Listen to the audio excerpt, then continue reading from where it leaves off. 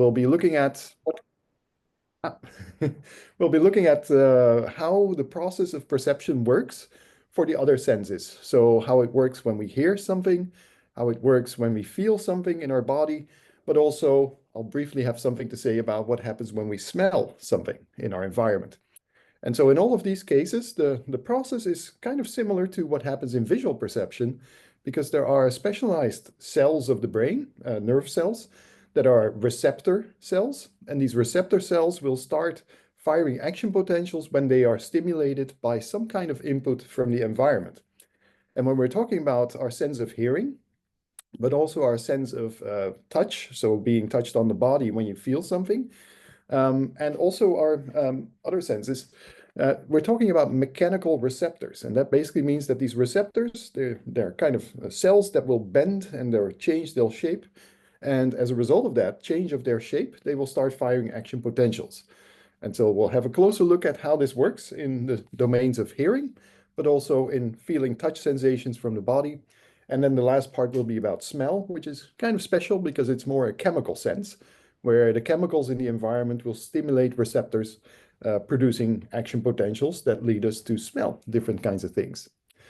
Okay, so here's the outline for today's lecture. I'll be looking at the other senses. So before the break, I'll be talking about auditory perception, so our sense of hearing. And then after the break, after some coffee, hopefully, we'll be talking about what is called somatosensation, which is basically how we feel things from the body. So from touch receptors or also pain receptors and cold and warm receptors in the body. And we'll have a look at olfaction, which is a fancy word for the sense of smell. So our ability to smell things in the environment. Okay, so that is the outline of the lecture. So let's get started with the sense of hearing, auditory perception. Now, in covering this before the break, we'll first have a look at what functions we have because of hearing. Then we'll have a look at what is the stimulus, what is actually the environmental stimulus that makes us hear things. And here we'll look at sound waves and what the properties of sound waves are. And we'll later see how these properties of the physical stimulus of sound or the sound waves relates to our ability to hear different kinds of things and also to be able to locate things in the environment based on where the sound is coming from. Then that is already said here, so using our ears to localize where things are in the environment. And then we'll have a look at the sensory system. So what is actually the ear, what does it look like, and what structures do we find there? And then we'll have a look at how do action potentials actually begin from sound waves. So what is the starting point of hearing something? And then we'll have a look at how all of this is processed in the brain. And lastly, we'll have a quick look at what happens when people lose their sense of hearing, when they become deaf. And so with that, let's get started. So what are the functions of hearing? What does your sense of hearing give you in terms of functionality? Well, I guess one of the main evolutionary purposes of the sense of hearing, you could say, is the ability to localize and identify things in your environment. So very much similar to our sense of vision, why is it that an animal such as a human is able to sense their environment? Well, it is to enable them to localize things in their environment, food sources, but also predators that need to be avoided, and to identify those things, right? So that you know what is in your environment. And this will increase your chances of survival, not being eaten by a predator, for instance, or being able to find food or a mating partner. And so it will increase your fitness of the genes if you're able to sense your environment. And so our sense of hearing helps us in doing that because it allows us to localize, so know where things are in the environment to some extent, but also to identify things in the environment. From the sound of an animal, you can tell what kind of animal it is. And another important function of hearing in the case of humans and also some other species of animals is that it also allows us to communicate with each other. So as I'm presenting this lecture, I'm talking to you, and you're basically able to hear the words that I'm saying and to translate that into meaningful constructs. You are able to understand what I'm saying. And the ability or the importance of hearing for being able to communicate It becomes very clear when we consider people who are deaf, and it becomes maybe even clearer when we consider people who are both deaf and blind.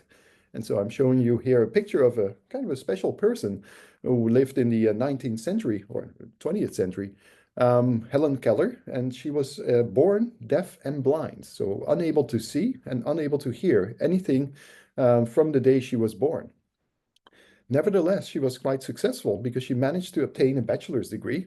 I forgot what kind of study she did, but basically she has a very nice quote to illustrate what it means to not have a sense of seeing, being unable to see, so being blind, but also what it means to be deaf, so being unable to hear. And in relation to that, she said, blindness separates a person from things, whereas deafness separates a person from other people, right? So your ability to interact with other people really depends on your sense of hearing. Being able to talk to each other, to listen to each other, is very important in communication. And what is kind of interesting in how she managed to be able to study for her bachelor's degree is that this was done by help of someone named Anne Sullivan. I'm showing you here a picture of her.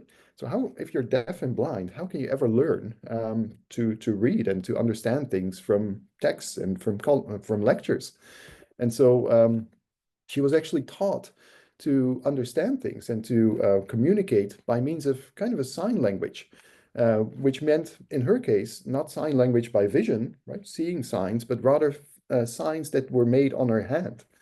And so as the quote here goes, so Anne Sullivan arrived at Keller's house on March 5th, 1887, a day that Keller would forever remember as my soul's birthday. Because until that day, she was basically isolated from her environment, not hearing and not seeing things. And Sullivan immediately began to teach Helen to communicate by spelling words into her hand, beginning with the word doll, D-O-L-L, for the doll that she had brought Keller as a present. Keller initially struggled with the lessons since she could not comprehend that every object that she felt, that she could touch, had a word to identify what it is. And Keller remembered how she soon began to imitate Sullivan's hand gestures, and then from that learned to be able to communicate. So she was able to kind of draw the words of the names of the objects on her hand. And with this, she was able to communicate with Anne Sullivan, her teacher. And so through this method of communication through Anne Sullivan, she was actually able to perform her studies and obtain a bachelor's degree. Well, this is a very long story just to illustrate the importance of our sense of hearing, and then especially for our ability to communicate with others. And so if you become deaf, it becomes really difficult to interact with other people. All right. Now, if we look at what is sound, right? We're switching now to what is actually the stimulus that drives our sense of hearing. I guess I'm showing you kind of a funny video from a science fiction movie where you see an explosion happening in outer space. And in some old movies, you would actually then hear the sound of the explosion, boom, kind of like as it says on the slide here. And that is actually funny because that is not what can happen. It is actually impossible for you to hear anything in outer space. And why is that? Well, because there's a vacuum. There's no air molecules in outer space. It's a vacuum. And a key element of a sound, of hearing something, is that it involves the movement of particles in the air. So, or in another medium. It can also be in the water. You can also hear things underwater. And when you hear something, it's basically the fact that there is kind of a rhythmic compression of the medium, which can be air or water in the example that I just gave. And this picture here very nicely illustrates this. Right? So if you would visualize what the air looks like coming out of a speaker that is amplifying some sound, you would actually see periodic compressions of the air molecules. And that is nicely illustrated over here by these kind of ripples that you see. It's kind of like a lake where you throw in a stone and you basically see the ripples, the waves extending from where you threw the stone in. And that is basically the way that air waves can also compress and decompress over space. And this is actually the nature of sound. So when we're talking about sound, we're actually talking about waves again. So like with vision, we talked about light waves, and with sound, we talk about sound waves, or sound waves are the stimulus that drives the sense of hearing. Now, if we look at these sound waves, there's a couple of properties that we can distinguish. And so here I'm just illustrating again, first of all, this notion that when you have something that produces sound, like me talking to you now, what happens is that I'm actually producing compressions of the air outside of me. And those compressions of air have a certain pace, they have a certain rhythm, and they have a certain amplitude. And that creates the different pitches of the sounds that you're hearing, but also the loudness of the sound that I'm producing. And so if we would express this kind of physically, what you would have is essentially a sine wave. So what you see over here is that we can express the nature of the sound wave in terms of a sine wave. Right? It's kind of a wave that goes back and forth. Now, if we look at the sound wave, right, this is literally the sound wave expressing the periodic compressions of the air that we see over here. It has certain properties. For instance, it has a certain frequency, which is the number of compressions per second time. And so if we have a sound that has a high frequency or a sound wave with a high frequency, this corresponds to something that has a high pitch sound. I can try doing something like E, that would be a high pitched sound. And if we have a low frequency sound wave, that would correspond to a sound that has a low pitch, like boo, that would be a low frequency sound. Another property of the sound wave is its amplitude. It's basically the height of the wave, or the magnitude of the wave, you could almost say. And when sounds have a high amplitude, this is something that is very loud. And if it has a low amplitude, it is something that is very not loud. So it's very difficult to hear. So all of these properties kind of may sound abstract. I think there's a really cool video that actually illustrates all of this by a very nice tool. And it involves listening to some music. And so I would propose that we now have a short look at this video to kind of see visually what sound waves actually look like. And so let me see how I can switch now. So I need to go here to go to the browser window. Let's see. Okay, so if all is well, I'm now switching to YouTube. I think you can see this now, right? Okay, and I'll turn up the volume a bit. And so what we'll be looking at is this device that is called a Rubens tube, as is indicated over here. And it's basically a tube that through which you send gas. And then on top of it, you can light up. It has all these holes and you can light it up. And you basically get a fire that goes out of all the holes. And then what the person in the video will do is he'll put a speaker next to it that will play different kinds of music. And then what you'll see is across this tube, you'll see the periodic compressions of the air depending on the kinds of music that is being played. So you literally get to see the sound waves produced by the speaker and the music that you're hearing. So let's have a look at what this looks like. I'm going to see, I think you're able to see the screen now. Here we go. Let's do a classic physics experiment called the Rubens tube. Now, I really want to bring it down, but it involves open flames, and some people have issues with open flames. So what we have here is a length of PVC pipe, has about 100 or so holes drilled at half-inch increments, got some foil tape to keep it from melting. On this side, we've got a 2-inch speaker matching the diameter of this 2-inch tube. On that side, we've got some lab tubing leading to some propane. So let's fire it up and see what it does.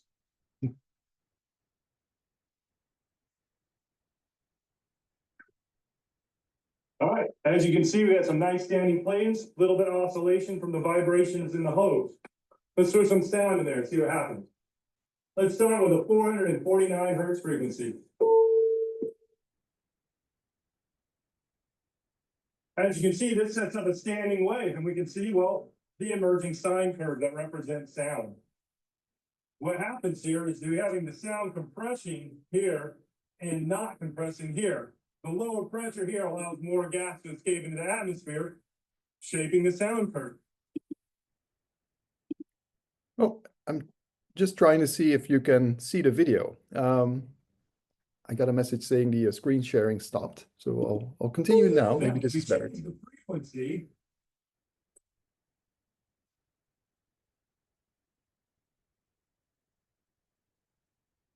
See, each time we set up a standing wave, we get that sine curve. Higher the frequency, the more wave.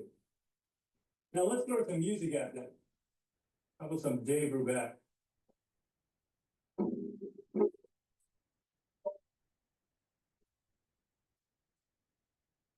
Yeah, real life sound visualization with five.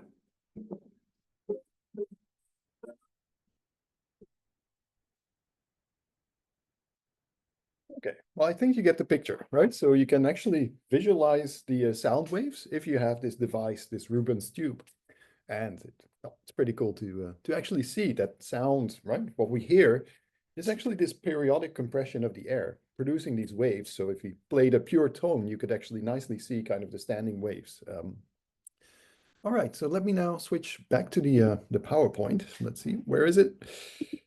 It is over here. So, okay. Yeah, all right. So, okay, so we've just seen a demonstration of sound waves visualized using this Rubens tube. I actually didn't play the video all the way through to getting to the Foo Fighters. If you like some rock music and want to see what it looks like, the sound waves of rock music, you can have a look at the video yourself and just look up on YouTube Jared Ficklin and his Rubens tube, and you'll be able to see the full video. All right, so moving on now. Let's see, I have a lot of things in on the. All right, so I guess here I'm just going to close some things on my monitor here because there's a lot of things now happening. All right, so what you're looking at now is a representation of which frequencies, right? So frequency of the sound wave is how many peaks and troughs the sine wave has per second. And so we have a sound wave of 10 hertz. It basically means 10 peaks and troughs per second. And if we have one of 1,000 hertz, it means it oscillates at a rate of 1,000 cycles per second. And so what you can see in this picture here is which frequencies different species of animals are able to hear, are able to sense and react to. And so as you can see, elephants actually have a sense of hearing that extends to very low frequencies. So they can hear sounds that we cannot hear, that are in the very low frequency range. And if we look all the way up, we can see that bats, for instance, they have a sense of hearing that allows them to hear much higher frequencies than we are able to hear. So different species of animals have sensitivity, are able to hear sounds of different frequencies, with humans being so roughly in between, what is it, 80 hertz and something about 15,000 hertz. So this is our audible range of frequencies, you might say. And kind of other things that we know about frequencies and our sense of hearing of tones of high and low pitches, for instance, is that this also decreases across our lifespan. So as we grow older, we become less and less able to hear high frequency sounds.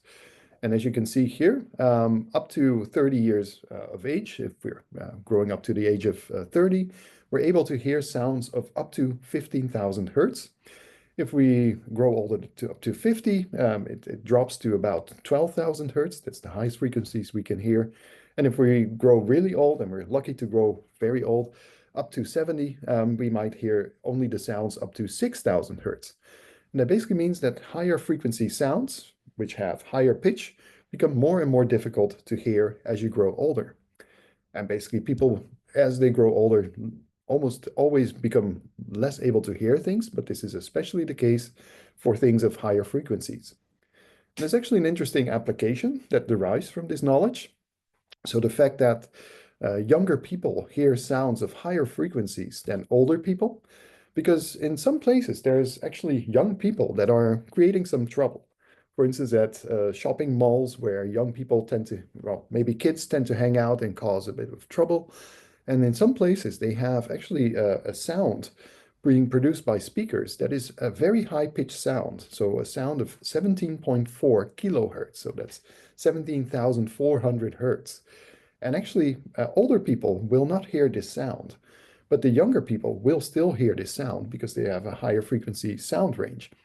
And so as a result, this is a very annoying sound to hear. Just imagine a very high-pitched beep that you hear all the time. And hence, the younger people will not hang around the shopping mall if this sound is being played there. And the older people will be able to go there and shop without any trouble. So this is a kind of a funny application of the fact that as you grow older, your ability to hear higher pitch sounds decreases. And so younger people are able to hear them, but older people are not. Okay, so hopefully you've now kind of have a picture, literally. We visualized the sound waves even of what sound actually is. So sound is again the periodic compressions of the air having a certain frequency and a certain amplitude, which translate into sounds of different pitches and sounds of different levels of loudness. So what can we do with sound? Well, one of the things, as said before, one of the functions of hearing is the ability to localize things in the environment. So how does this work when it comes to sound? How can you use the sound of something to say where something is coming from? So let's have a look at how sound localization works. Now, I think this picture very nicely illustrates how it works. Because imagine if someone is talking to you from a particular point in space.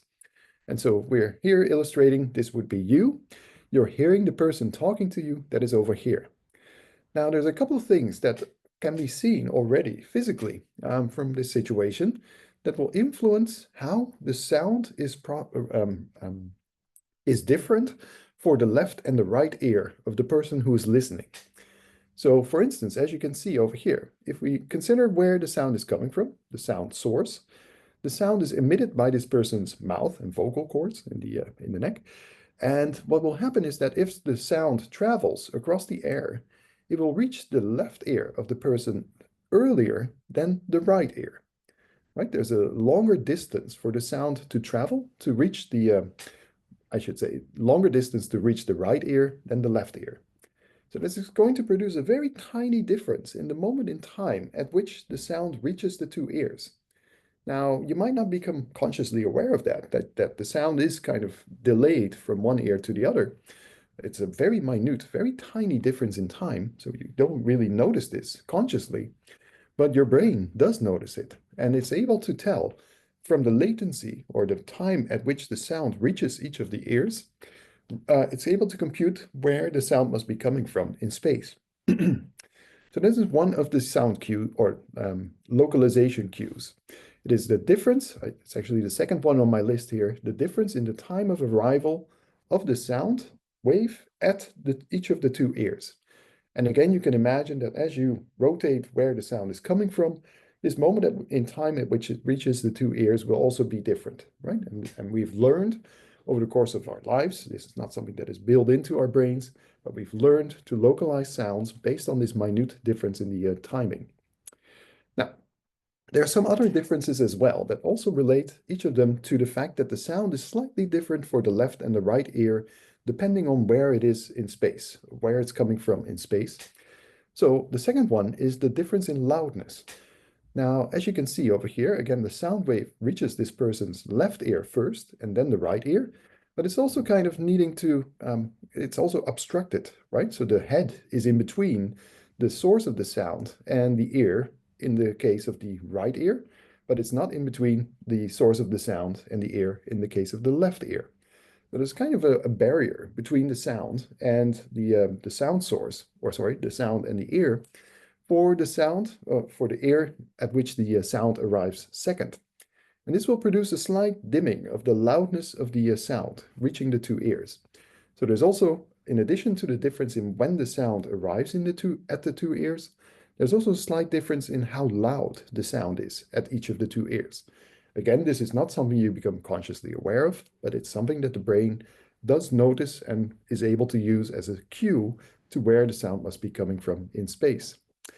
Now, the last property, which is not illustrated here, but I can try to illustrate it with my mouse, is the difference in the phase of the sound wave reaching the two ears. Right? So if you imagine the sound wave has a certain frequency and it reaches one ear first and then it reaches the other ear. So that will mean that basically the phase at which you are in the sound wave will be slightly different for the two ears. Right? So you can kind of imagine if you draw kind of a wave like this. I'm trying to do this with my mouse. It's not very good. It will reach the one ear at a different part of the wave when compared to the other ear. So there's also a slight difference in the phase of the sine wave when it reaches the two ears. And so all of these three elements are ways in which we can use the differences between the left and the right ear sound processing to determine where in space the sound must be coming from. And this is called sound localization.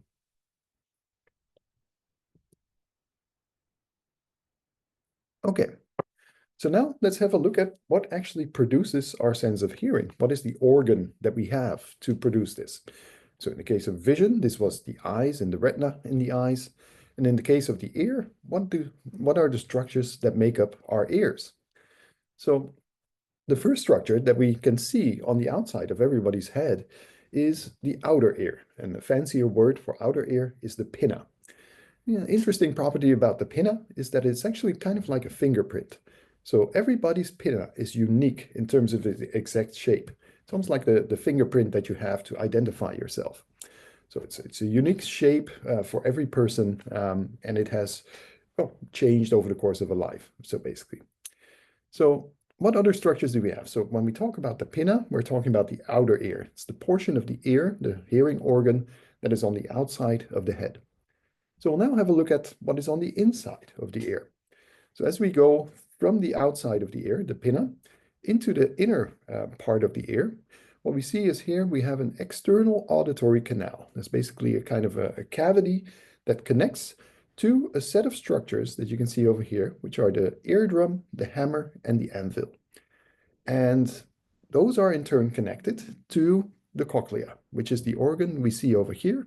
Kind of looks like a snail, right? So this kind of shaped, rounded shape kind of looks like a snail.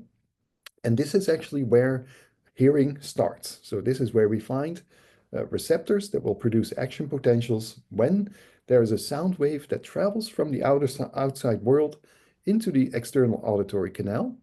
And as we'll later see, it will start causing the vibration of the eardrum or the tympanic membrane. As this eardrum starts vibrating in accordance with the frequency of the sound, it will produce action potential, or it will produce movement of the hammer and the anvil and the stirrup, which in turn will cause the movement of the fluids within the cochlea. And as we'll later see, the movement of this fluid within this structure called the cochlea will then stimulate certain hair cells, and these hair cells produce the action potentials. All right, so that was a lot of information, but we'll take a look at each of these steps in more detail now. So first of all, the structures. So when we talk about the pinna and the external auditory canal, these are structures that we call to be part of the outer ear. And when we look at the middle ear, this is the structures. These are these little structures that we see over here. The tympanic membrane, the hammer, the anvil, and the stirrup. And here, to highlight how small these structures are, actually, these are very tiny bones, the smallest bones that you find in the human body. And to illustrate that, I here have a picture that kind of magnifies these different bones. So the hammer, the anvil, and the stirrup. And you should know that this would be 1 centimeter in length. Right? So this white bar here is 1 centimeter, and then you can kind of see how small these tiny bones are that make up, right, the hammer, the anvil, and the stirrup. So these are the smallest bones that we have in our body, and they're important for kind of moving the sound wave or kind of transducing the sound wave that causes vibration of the tympanic membrane to cause vibrations within the cochlea. It's basically kind of like a machinery that transmits the sound, that is causing the vibration of the tympanic membrane. And these three structures will basically cause this sound to be transmitted onto the cochlea. And then lastly, we have the structure that makes up the inner ear, and that is the cochlea, which we'll now look at in a bit more detail. So here we have a kind of transection of the cochlea. Again, this kind of snail-shaped structure that we saw before in the overall picture. And so again, here you can see in a bit more detail the hammer, anvil, and stirrup. And again, you need to imagine that what happens when a sound wave enters the ear, it will cause the vibration of the tympanic membrane. So it starts vibrating with the frequency of the sound wave. And this will cause the hammer, the anvil, and the stirrup to transmit that pressure that is happening at the tympanic membrane onto the cochlea. And it does so at what's called the oval window. So here you can see the stirrup is connected to the oval window of the cochlea, which is an empty, or it's a fluid-filled shape. And once this vibration is happening over here, this vibration will basically start vibrating the same way, but then in the fluids of the cochlea. So it's kind of like causing a wave through the cochlea fluid. And this wave will basically run through the cochlea and then exit again at what is called the round window. So the round window is part of the cochlea as well. It's basically the end point of this tube where if the sound is pushing the water or the fluid within the cochlea back and forth, the round window will basically also be resonating in accordance with the sound wave. This is also, by the way, why if you have a cold, right, if you have a runny nose, you typically tend to hear things a little less well. And this has to do with congestion that happens within the ear canal over here that is connected to the nose, and that basically causes the round window not to be able to move that much. And this basically dampens a bit the sense of hearing. Okay. If we look at the cochlea in even more detail, the different canals of which it's made, then what we see over here is that there is a particular tube or canal within the cochlea called the scala media over here, where you find actually the organ that produces the action potentials. And this is called the organ of Corti. So let's have a closer look at that again. So you have this canal, set of canals. There's going to be fluid that is going to be pushed through the canals in a certain frequency. And what we see over here is that lying within the auditory system, you have this organ of Corti, where you have these neurons, which are called hair cells in the case of our sense of hearing. And what we'll later see is that the hair cells will start to vibrate also as the fluid passes through the cochlea. And when these hair cells start vibrating, they will actually start producing action potentials. All right, so that was a very close, quick run through. And actually here as well, I have a very nice, first of all, an illustration and then a very nice video that kind of visualizes everything that we've been talking about. So here we kind of get an overview of how sound produces hearing to begin with. So over here, you can see a sound wave reaches the ear. What happens then is it will start the vibration of the tympanic membrane in accordance with the frequency of the sound. Then the ossicles, these tiny little bones, the hammer, the anvil, and the stirrup, will cause the vibrations from the tympanic membrane to be carried over or transmitted onto the oval window, as is shown with the arrow over here. What this does is it causes the movement of the oval window, which will cause the perilymph, which is the fluid within the vestibular canal of the cochlea, to move as well. As this movement starts, it basically starts traveling along the cochlea, pushing the basilar membrane up and down. And this is the membrane where you find this organ of Corti, right? So it's going to be pushed up and down as a result of the wave passing by. The waves will then travel back along the tympanic canal from the apex, the end point of the cochlea, to the round window, which is kind of where the runny nose causes you to hear things less well. And the waves will then push the window in and out. Right? So it's essentially a wave that runs through the canals of the cochlea. And it will cause the compression of certain regions along the basilar membrane, where you have this organ of Corti, which will start producing action potentials. All right, so I guess I walked through this already just now. And let's now have a look at how this produces hearing of different frequencies. So here, what would it look like if we kind of unroll the organ of Corti and the basilar membrane of the cochlea?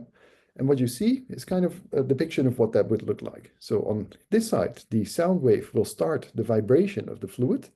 You will basically get a kind of wave-like structure within the fluid, and it will run to the apex, the end point of the cochlea, and then move out of the cochlea again towards the round window. Now, one of the properties of this basilar membrane, right, where you find this organ of Corti that has the hair cells to produce action potentials, is that it is going to be modulated by the frequencies in different places. So this is illustrated over here. So if you look at the starting point of the basilar membrane, I guess my mouse tends to disappear when I do this. This is annoying. There it is. So when we look at the start, what we see is that basically here, the basilar membrane is quite stiff, so it doesn't move easily. And this has the property that if something is rather rigid, it will only vibrate at very, very high frequencies and not at low frequencies. Whereas if we look over here, we go to the endpoint, the apex of the basilar membrane, it is rather floppy, as it said, right? It's rather thin, it's rather flexible.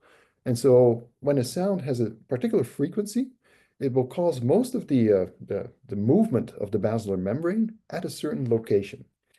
And this is called tonotopic organization. So basically, different sounds of different frequencies will stimulate the hair cells on the basilar membrane at different places, right? So this is where a particular sound, let's say a very low pitch sound, will cause most of the movement of the basilar membrane over here, whereas a high pitch sound will cause most of the movement over here.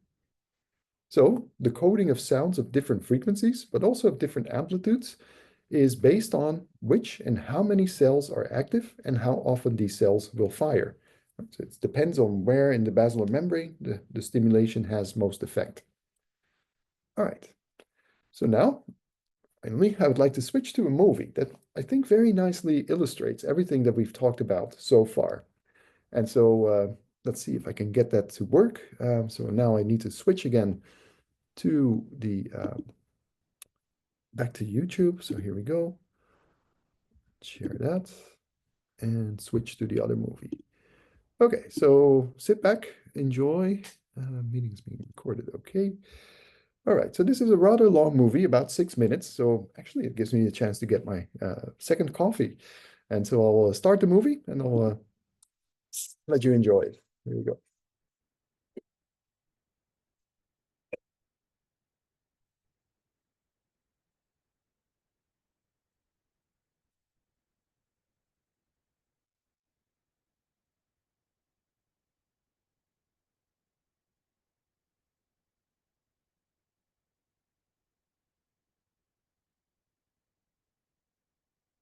The sense of hearing is accomplished by a process known as auditory transduction. The ear converts sound waves in the air into electrical impulses, which can be interpreted by the brain.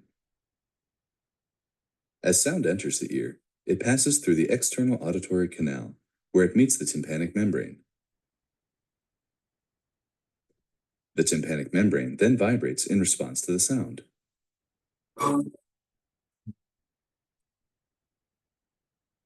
Sounds of a lower pitch or frequency produce a slower rate of vibration, and sounds of lower volume or amplitude produce a less dramatic vibration.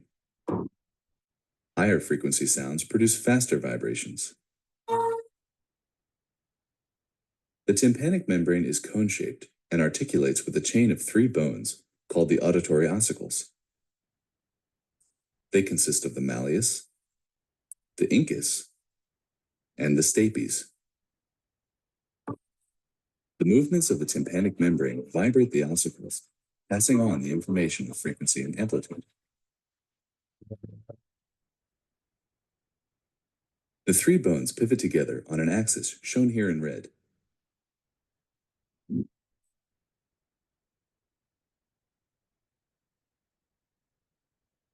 The pivotal axis is due to a series of ligaments which hold the bones in place within the middle ear cavity. The anterior malleal ligament and the posterior incutal ligament are of particular importance for the pivotal axis. 2 structures which normally obscure this view of the middle ear have been removed.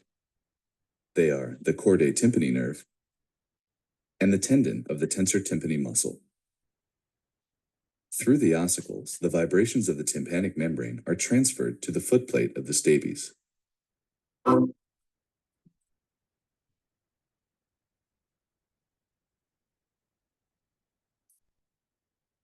The stapes moves with a piston-like action, which sends vibrations into a structure called the bony labyrinth.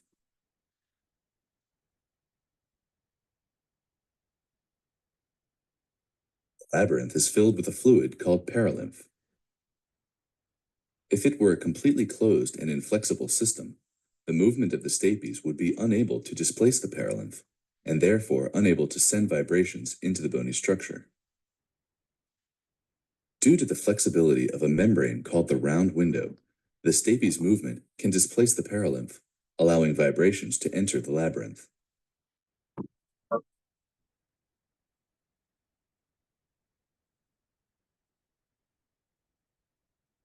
The corridor leading to the round window is found within the spiral portion of the bony labyrinth known as the cochlea.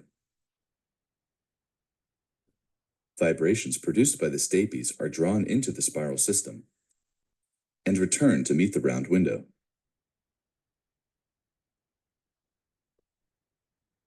The portion of the spiral passage in which vibrations ascend to the apex of the cochlea is called the scala vestibuli. The descending portion of the passage is called the scala tympani. A third structure, called the cochlear duct, is situated between the scala vestibuli and the scala tympani. The cochlear duct is filled with a fluid called endolymph, and when viewed in cross-section, the membranes separating the two fluid-filled systems are visible. They are Reissner's membrane and the basilar membrane. The membranes are flexible and move in response to the vibrations traveling up the scala vestibuli. The movements of the membranes then send vibrations back down to the scala tympani.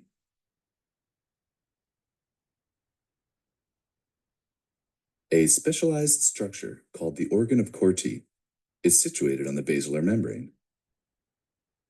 As the basilar membrane vibrates, the organ of Corti is stimulated, which sends nerve impulses to the brain via the cochlear nerve. The actual nerve impulses are generated by specialized cells within the organ of Corti called hair cells. The hair cells are closely covered by a structure called the tectorial membrane.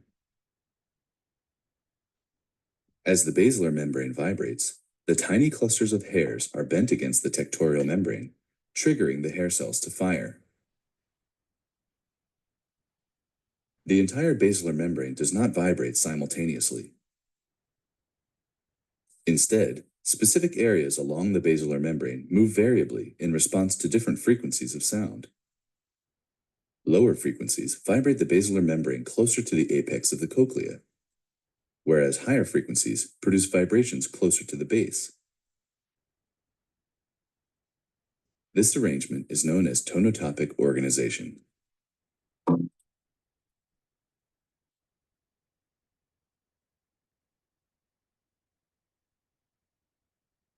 Together, this sequence of events is responsible for our acoustic perception of the world around us.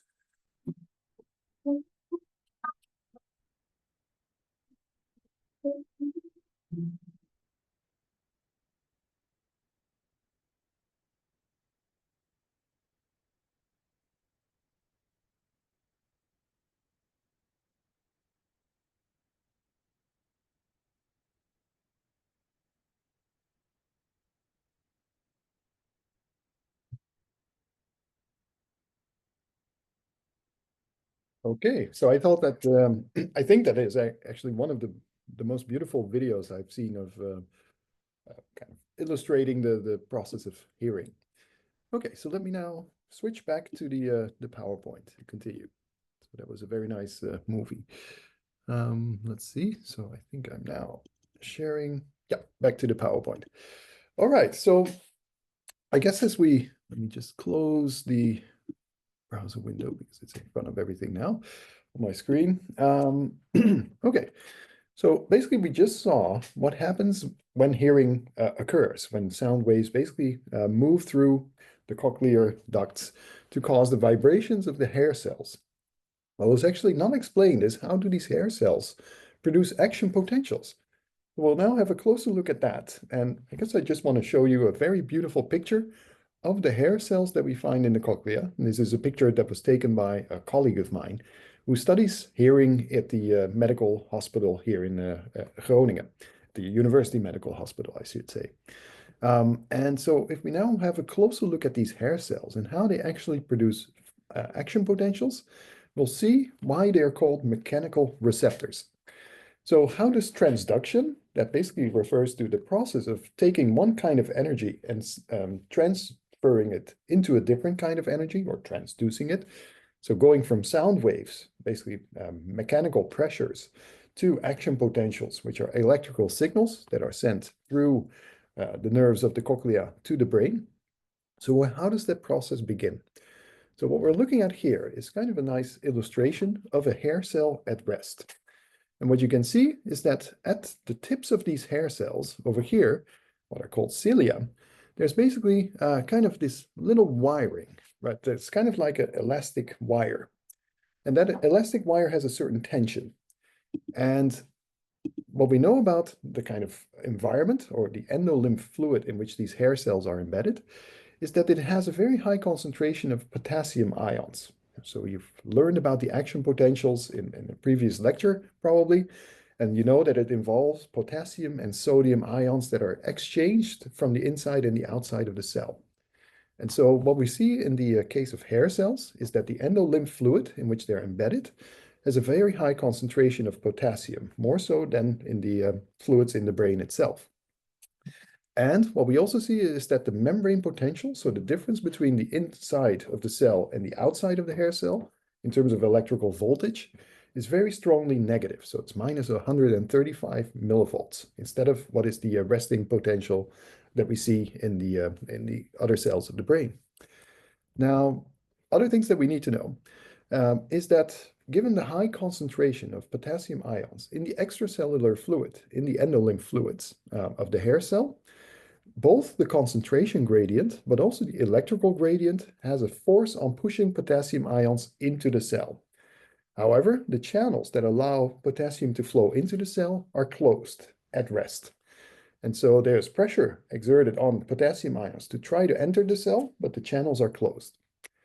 Now, what happens when we have an impulse traveling along the cochlea that will stimulate these hair cells?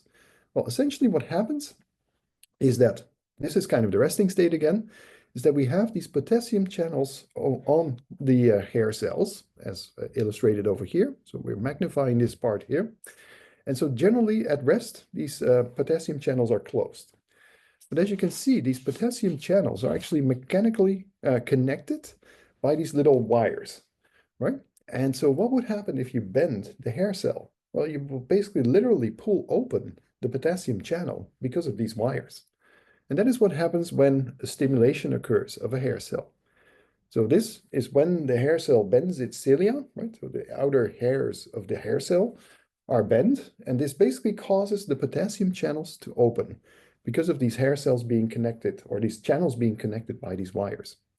So the movement of the endolymph fluid due to a sound wave will cause the potassium channels to open, and this in turn causes depolarization because the potassium will now flow into the cell. The internal side of the cell becomes less positively charged relative to the outside, and this is essentially the starting point of an action potential. And so depolarization of the hair cell, right, by the flow of potassium into the hair cell causes depolarization, which in turn causes calcium channels to open. And when calcium channels open up, basically the result of that will be the release of neurotransmitters into the synapse that connects to a cochlear neuron. And so here we can see the dendrites of a cochlear neuron that will receive glutamate, the excitatory neurotransmitter, that is released by the hair cell when that hair cell is stimulated by the movement of the endolymph. And this in turn causes action potentials in the cochlear neuron, right? This will cause depolarization of the cochlear neuron over here, which will in turn sends action potentials towards the brain. So as said in the slide here, depolarization of the hair cell by the flow of potassium into the hair cell, positively charged ions flow into the cell, causing depolarization. This causes the opening of calcium channels. The opening of the calcium channels then leads to the process of exocytosis, the release of neurotransmitters, which in this case involves glutamate, and the glutamate will stimulate the cochlear neuron to produce action potentials. Right. And those action potentials, where do they go? Of course, they go to the brain. So hopefully you now have a picture, an understanding of what sound is, the physical properties of a sound wave, as well as the ability to hear localized sounds based on the inputs to the two ears, and how the organ that we have called the ear, but also the inner ear, enables us to hear based on, again, sound waves producing action potentials in these hair cells. Now, what happens to the information that we get from the ear? How is it processed in the brain? Well, I think also in the textbook that you use, this is described rather briefly, but we'll have a close look at what is actually mentioned there. So first of all, where do the action potentials that start in the hair cells go? Where do they travel? So this is a picture illustrating you the different nerves through which information from the different senses in the body, but also in the head, are sent towards the brain. And when we're talking about auditory information from the ears and from the hair cells in the ears, this information is sent towards the brain through cranial nerve number 8. All right, so we have a lot of these cranial nerves that basically bring in sensory information from the environment. And the one that brings in the information from the ears is the 8th cranial nerve. So where does the information go through the 8th cranial nerve? So here we have a nice transection of someone's head where we can see how the action potentials are sent towards the temporal lobes in the brain, which is where the processing of auditory information happens. So what you can see, let's take it from the left side over here, is then we have a stimulation of the hair cells in the cochlea on the left. This will send action potentials, trigger action potentials in the cochlear nucleus, which has its axons connecting to a structure over here, which is the cochlear nucleus. The cochlear nucleus has cells that stimulate cells in another structure called the superior olive. And from there, we see that the medial geniculate nucleus of the thalamus is stimulated. And from there, the information is then sent towards the auditory cortex, which we find, and this is the part of the brain called the temporal lobe. So basically the superior portion of the temporal lobes, you remember the big structures behind your ears basically in the brain, the anterior and the superior portion, so the upper region of that, is involved in processing auditory information, as you can see over here. Right, so there's a couple of steps involved in transmitting the information from the ear to the temporal lobe, where the information is processed further in the brain.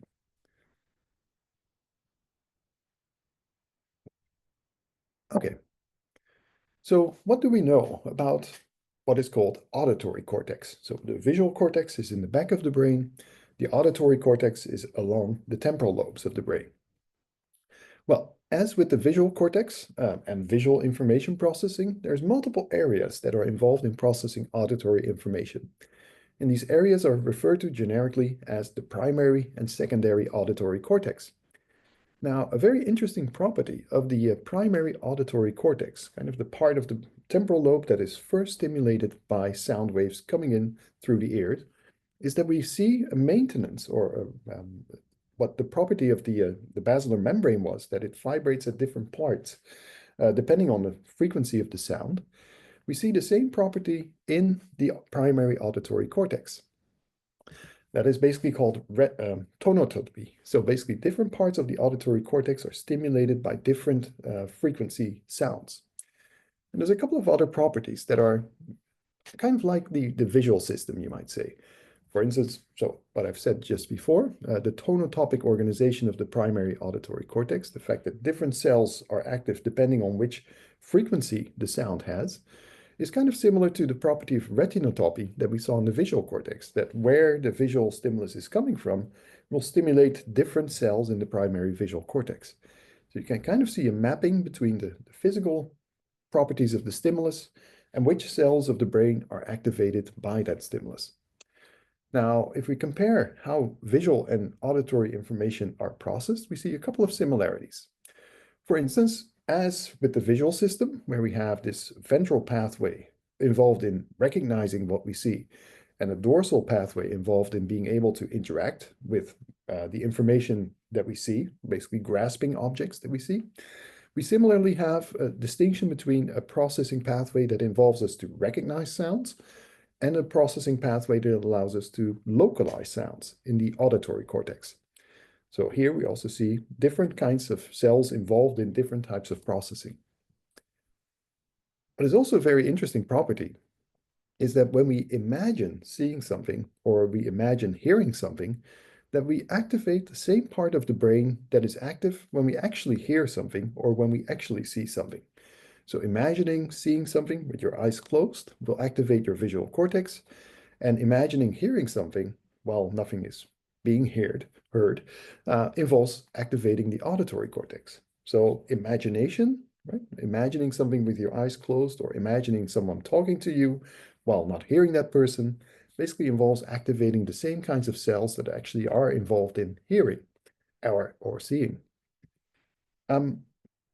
So there's also specialized cells in the auditory cortex involved in perceiving motion, right? So if the sound source is moving in space, you can basically process and detect the movement using specialized cells in the auditory cortex.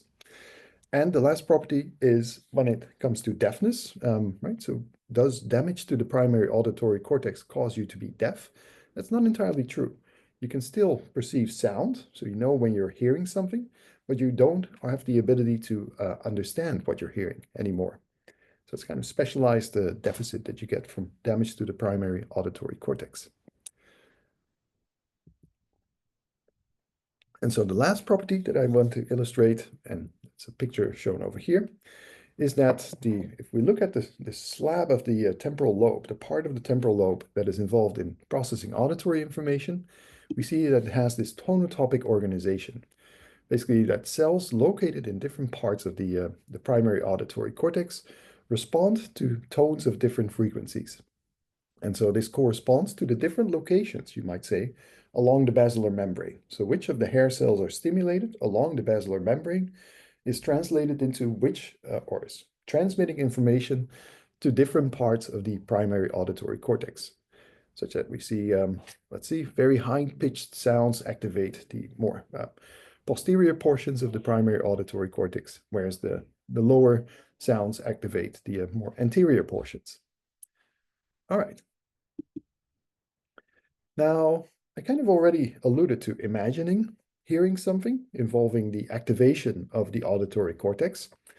And what is maybe also interesting to explore a bit more is what happens when people hear voices. So people with, for instance, psychotic episodes, sometimes have hallucinations. And that means that they are hearing voices of people that are not actually there, or they're hearing sounds that are not actually there.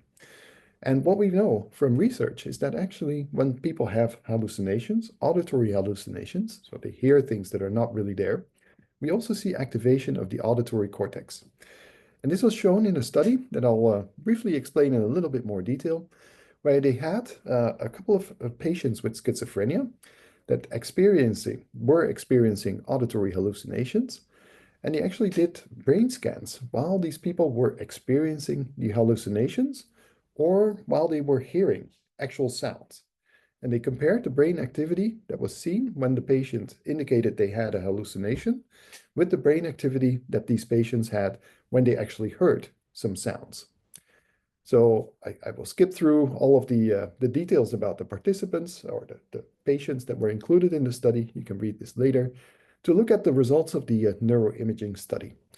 Right, so we're here looking at the fact that what was analyzed in the fMRI data was the activity of the planum temporale, the superior portion of the temporal lobe where we find the primary auditory cortex, the part of the brain that is active when we hear something. And what we will be looking at here is how the activity of this part of the brain was related to when the patient experienced the hallucination. So imagine this, they were in the scanner, in the fMRI scanner, and they basically could press a button whenever they heard a voice. So the patients would indicate when they experienced the hallucination, and this allowed the researchers to tell what kind of brain activity happened when they had the hallucination or when they did not. And so we'll here have a look at the activity of the primary auditory cortex when people had a hallucination, when they listened to spoken text, when they listened to reversed speech, which is text but then played the other way around, or when they heard a simple tone, a 2000 hertz tone.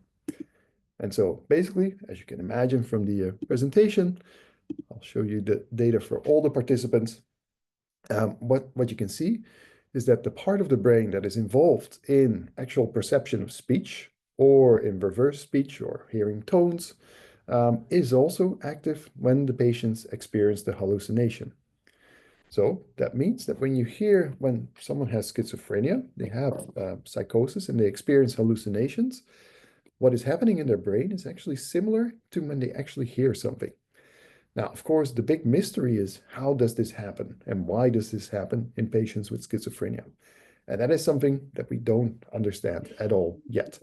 So what we do know is that the brain kind of operates similarly during hallucinations as during hearing, but we don't know exactly why this is happening. Okay, so I have a last 1 or 2 slides to talk about deafness, and then we'll have a break. Okay, so hearing loss is a very important problem, right? So far we've talked about how we can hear things, but actually as a consequence of becoming older, as we age and grow older, we lose our sense of hearing. We could become more or less a bit impaired in our hearing. And this happens with a lot of people. And this is indicated in the slide here that an estimated 1.57 billion people across the world some form of hearing loss in 2019. Basically, 1 in 5 people have some form of hearing deficiency. Of all the people with this hearing impairment, more than 60% were older than 50 years. So it's again a common property in people who are older that they hear things less well. And the reasons why people grow deaf with older age is, for one, the hair cells. These hair cells will start dying off as you grow older, basically losing the sense of hearing, firstly in the high frequency range and then towards the lower frequency ranges. But there can also be other causes of deafness. And one of the causes of deafness is inner ear deafness. And it's basically when people have, for instance, due to a particular disease, the hair cells in the cochlea die. And if this happens, there is now a method that can be used to restore hearing to some extent, which is cochlear implant. Let's see, I think one of you has their microphone open. It's not too bad, but maybe you can check.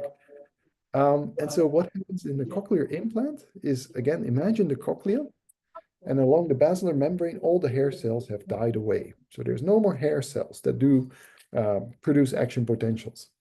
And what they can do in that case is insert a cochlear implant, which is basically kind of like a wire that has these little electrodes by which different parts of the cochlea or the basilar membrane and the hair cells, or I should say the cochlear neurons, can be stimulated electrically by a device that is connected to a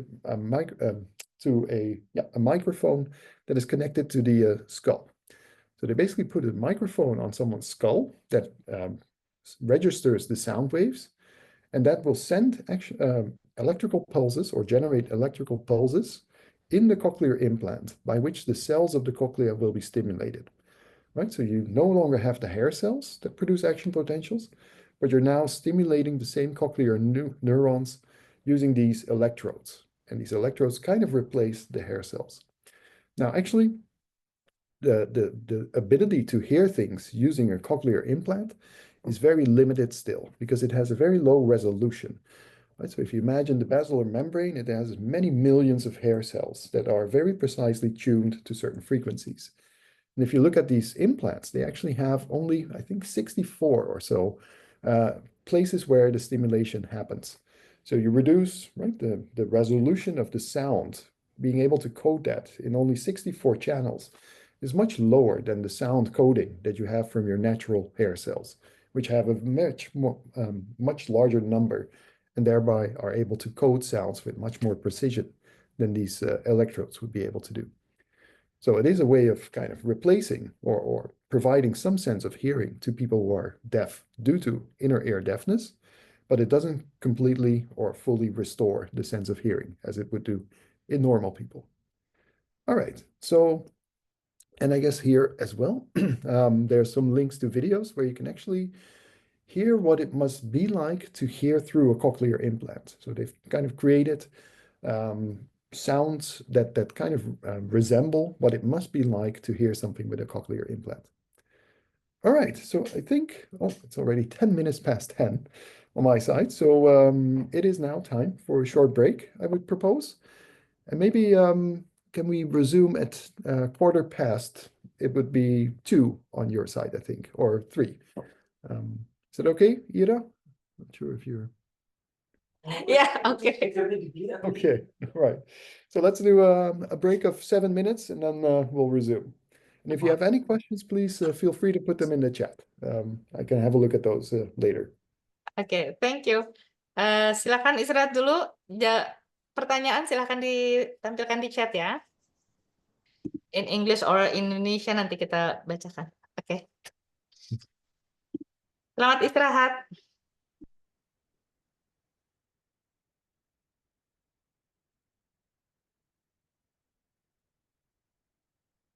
And I was late is that I had to do some research because some of the questions I couldn't answer. So Oh, let's go through them. So very good questions, I think. okay. So I'll start with the first one. And so what happens to hair cells when they die? So where do they go, basically? And let's see.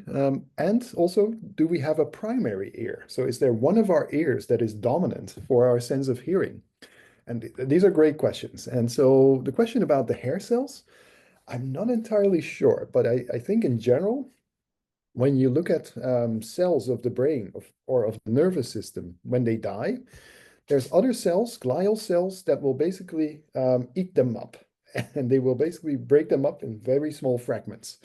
And so there's kind of a cleaning system, or you might almost say a kind of a garbage collectors that will basically take up whatever cells are dying or that have died, and they will basically eat them up. These glial cells will eat them up, and they will basically turn them into small molecules that can be kind of flow away through the fluids.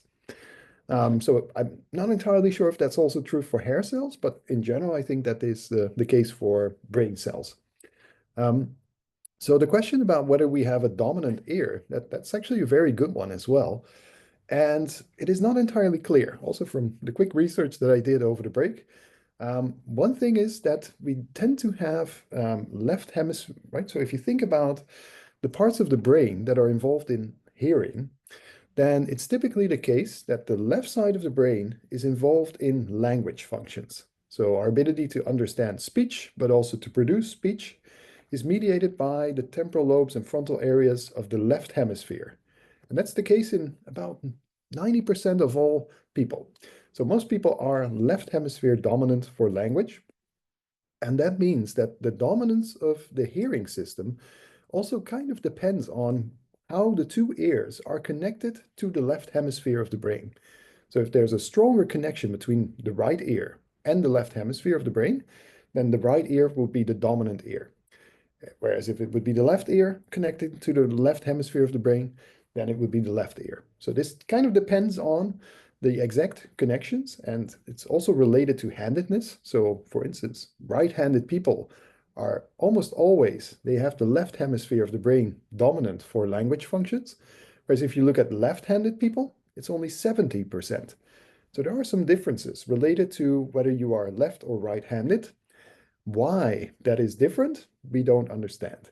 So we actually don't know why someone becomes left or right-handed. It's a kind of mystery.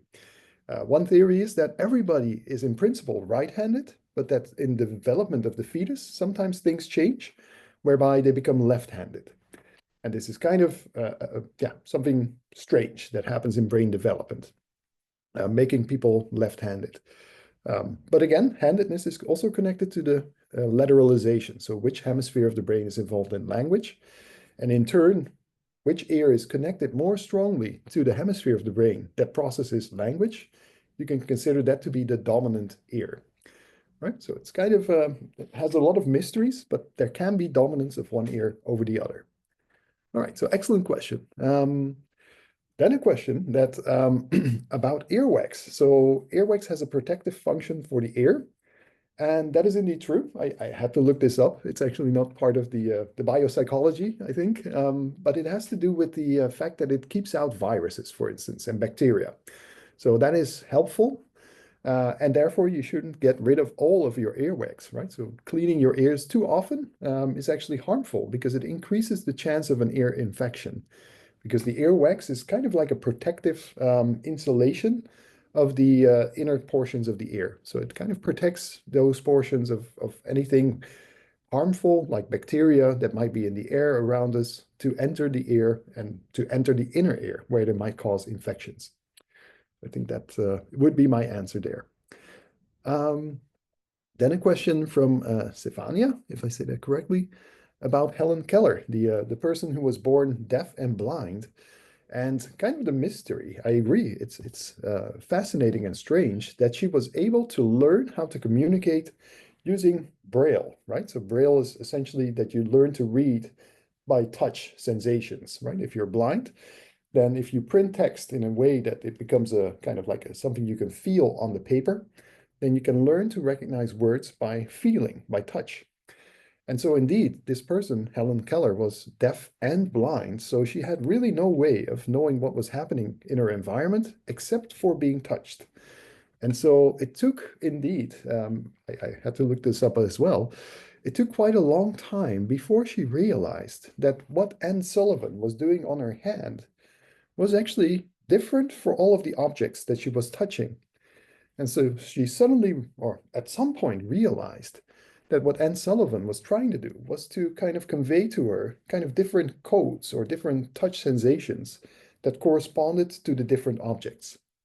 And I think I just looked it up, so I'm kind of cheating, but the first time she realized that what Anne Sullivan was doing on her hand was actually meaningfully connected to what she was feeling was when she felt water run over her hand, one hand, and Anne Sullivan, on the other hand, was kind of producing a similar kind of feeling as the water. And that kind of made the connection in her mind that what Anne Sullivan was doing in kind of drawing words on her hand was actually trying to represent or identify what the feeling was, what kind of object there was on the other hand. So it did took a long time. So indeed, it is kind of a mystery how you can achieve this, but at some point it clicked, so to say. All right, so moving on, the question from Gina, which I didn't see over the break. The Yanni versus Laurel. So yeah, I did have to look that up. I wasn't familiar with this. It's apparently, it's a similar phenomenon that you might know the dress, the blue and gold dress, right? There was a picture of a dress posted on Facebook many years ago. And for some people, the dress looked to be blue and gold, or blue and black, sorry. And for other people, the same dress looks to be white and gold. So different people saying the same picture differed in which colors they saw. And now a similar phenomenon has happened in the sense of hearing, which is the Yanni versus Laurel phenomenon. It's kind of a sound bite that if different people hear it, some people will hear the name, the voice say the word Yanni, and other people will hear the voice say the word Laurel. And so how this happens is I do know what happens with the dress. So that one I know. I don't know exactly what happens with Yanni and Laurel, but I think it's probably something similar. And it has to do with the fact that the way the brain interprets sounds, right? So it's trying to make sense and identify the meaning of the sound. And in doing that, it not only uses what the sound information is, but it also uses its long-term knowledge and what kinds of sounds it has heard before.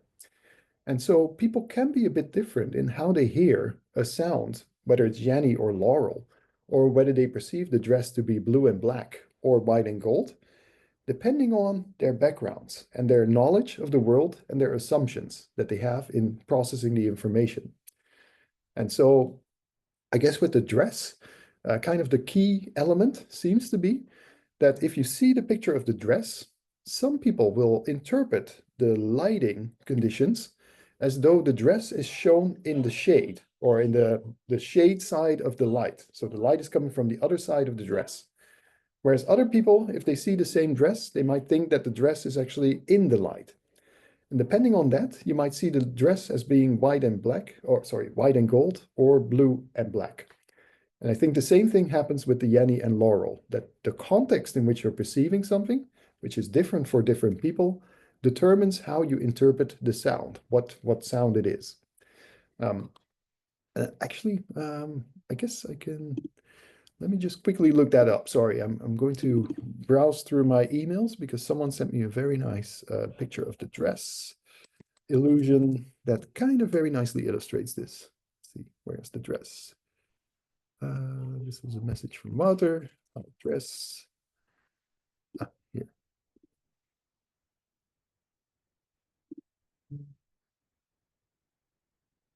Okay. Let me see. I need to switch to this one for a moment here. Okay, so here you can see the picture of the dress and what color it has in the light and in the shadow. Right, so in the shadow side, it looks to be blue and black on the back side here, whereas in the light side of the dress, it seems to be white and gold. Right, so this illustrates that depending on whether you see the dress in the light or in the shadow, you'll see it to be different in color. And whether you think the light is in the dark or in the shadow or in the light is an assumption that you bring into the perception. And this is different for different people. So this is why they see the dress differently, looking at it in the same picture. Okay. And again, I think something similar is happening with the Yanni and Laurel example.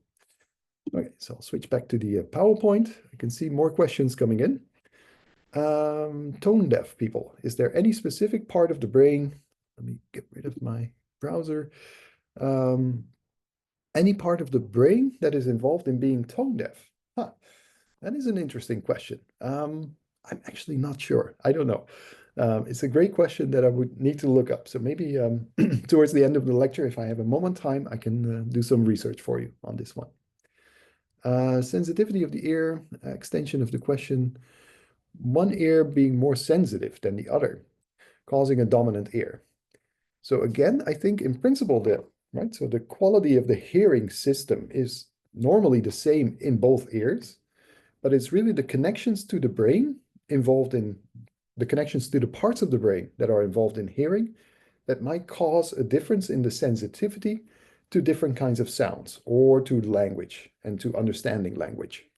Right? So I think that is where these differences might come from. But it's generally the case that the two ears are equivalent or similar in their hair cells and their ability to hear. Of course, unless you have some reason why something happens in one ear but not the other, which causes one ear to be dominant. So that can happen as well. All right, so talking about hearing, there's a lot of noise in the hallway of my room here. So I hope you're not hearing that as well.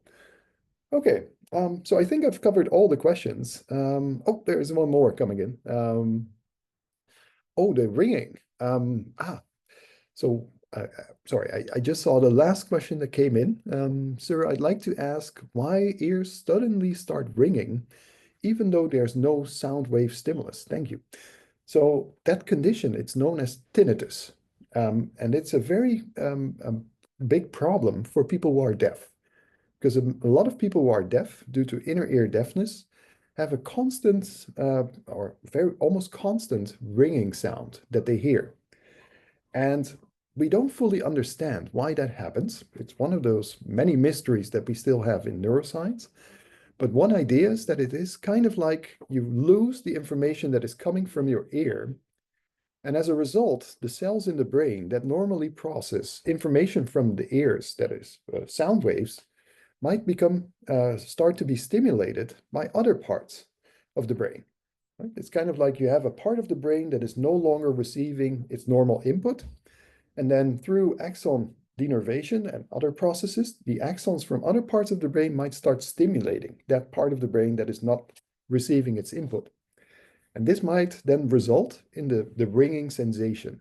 So this kind of a perception of something that is being heard, but it's actually not stimulated or driven by the sound waves. It's actually coming from brain cells that are stimulating parts of the primary auditory cortex. And if those are the parts that are kind of the high pitch, representing high pitched sounds, then you might have the sensation of high pitched sounds, even though there's no stimulus in the environment. It's kind of like a hallucination, if you like. All right, so yeah, those were many excellent questions. Thank you so much. And I think it's great that you ask these questions because I must confess, I often don't know the answer. And so for me, having these questions also allows me to learn a bit more and to look into new things and to also be a student and learn more. Okay, so with that, let us now move beyond the coffee break slide to talk about the second half of the lecture. I'm going to just for now close some things on my desktop to have a clear view of my own slide. Here we go. Okay, so maybe first, something more general. When we talk about our sense of hearing, but also our sense of feeling, so being touched on the body, and also our sense of balance, which is called vestibular sensation. So whether you're able to maintain your balance, basically. All of those senses are essentially called mechanical senses. So what does that mean? Well, it means that the receptors that produce the action potentials, they will produce their action potentials because their shape is being changed, right? So remember the hair cells, when they move, they basically physically open the ion channels for potassium. And that causes the depolarization that leads to the action potentials. And the same is true for our sense of being touched somewhere on the body. And it's true for our sense of maintaining our balance. For instance, if you go onto a roller coaster, right? You might have those also somewhere there. Then you kind of feel a bit nauseous. You feel like a bit wobbly when you exit the roller coaster. So why is that? Because your sense of balance is kind of meddled with because of the roller coaster movements that you've made. And this is what we refer to as vestibular sensation. And it actually works kind of similar to our sense of hearing, as we'll see in a moment. So when we talk about vestibular sensations, what does it mean? It means it is the sensation of the position and the movement of the head. So when we rotate our head, we kind of feel this, right? We feel the movement of the heads. And what this does is it directs all kinds of compensatory movements. Kind of a very interesting phenomenon is that if you are walking on the street and you're looking at something, you can actually keep your eyes on what you're looking at very stable. Right? So you can even read an advertisement while you are walking. And while you're walking, you're basically moving around all the time. Nevertheless, despite the movements of your head, you're able to keep your eyes fixated on what you're reading. And something similar happens, for instance, in a game of tennis, where here we see Rafael Nadal playing tennis, a very good tennis player. And what tennis players can do very well is keep their eye on the ball, even while they're running around the court. Right? If they need to run to catch the ball or to hit the ball somewhere else, they can basically move across the court while keeping their eyes on the ball all the time. And this is partly due to our vestibular sensation. So the sensation of how the head is moving in space and the ability to direct compensatory movements of the body parts, but also the eyes to kind of maintain balance or to maintain eye fixation and focus on the ball in the case of tennis. So how does vestibular sensation work? Well, it is related to a set of canals, again, similar to the cochlea, which are called collectively the vestibular organ. And it's a set of canals, as we see in this picture over here, called the semicircular canals, and they're kind of located on top of the cochlea, as you see here. So if we have a closer look at these canals, we see that similarly to the cochlea, where we have fluid within the cochlea that is moving around based on the sound waves. In the semicircular canals, we basically have a set of canals that are oriented in such a way that if you move your head, the fluids in these canals will push to the borders of different parts of the canals. And along these different parts of the canals, we again see hair cells. And so as the fluid in the canals starts moving when we move our head, they will stimulate different hair cells. And this is then the signal that tells the brain about the movement and the orientation of the head, allowing other cells in the brain to basically maintain balance or to maintain eye fixation. So what happens when we move our heads, the fluids and the particles in the vestibular canals, in the semicircular canals, are moving around, triggering action potentials in these hair cells, which are then sent to the brainstem, deep within the brain and the cerebellum. And this is where you find cells that can coordinate compensatory movements of the muscles of the body to maintain our posture and our balance while walking, for instance, but it also allows us to maintain our eye fixation. And so where do these action potentials from the semicircular canals, hair cells, go? Well, they're sent towards the brain through the same cranial nerves as the auditory inputs from the ears, namely cranial nerve number 8. So there, the information from the semicircular canals about the movements of the head is sent towards areas of the brainstem, including the pons medulla, but also the cerebellum. And these regions of the brain also receive information from other parts of the body and other sensations. And basically, they enable the motor system to perform compensatory actions, for instance, to maintain our balance or to move our eyes or to keep our eyes stable. Right? Okay, so enough about vestibular sensation. So it's basically maintaining your balance and the sensations of the movements of the head. And now we'll move to somatosensation, which is our ability to feel things that happen in our body, both inside our body, in our organs, right? You can have a stomach ache, which is something you feel, but it can also be something like touch, like Helen Keller, who was being touched on the hand and was able to identify things by kind of reading Braille on her hands. And this is what we call discriminative touch. So we can basically tell what an object is by feeling it, right? So if you have, in the case of Anne Sullivan, it was she gave Helen Keller a doll. So Helen Keller was able to feel the doll to know roughly what it was. And similarly, if you have any object in your environment at this moment, if you would reach out and grab it, I guess here I have an example, a pen. If I feel the pen, if I have my eyes closed and someone gives me the pen in my hand, I would be able to tell what it is based on feeling it, right? I can recognize the shape based on touch sensations and feeling the shape. So this is what we call discriminative touch. Then there's also sensations of deep pressure, like a stomach ache, right? That you feel a stomach ache, kind of a throbbing sensation coming from the stomach. This is referred to as deep pressure. We can sense whether something is cold or warm, right? We can sense it by grasping an object. You can feel the coffee is warm and the water might be cold. We have sensations of pain when there's something wrong somewhere in the body. We basically get signals that are very nasty and that tell us that something is damaged or that something is wrong.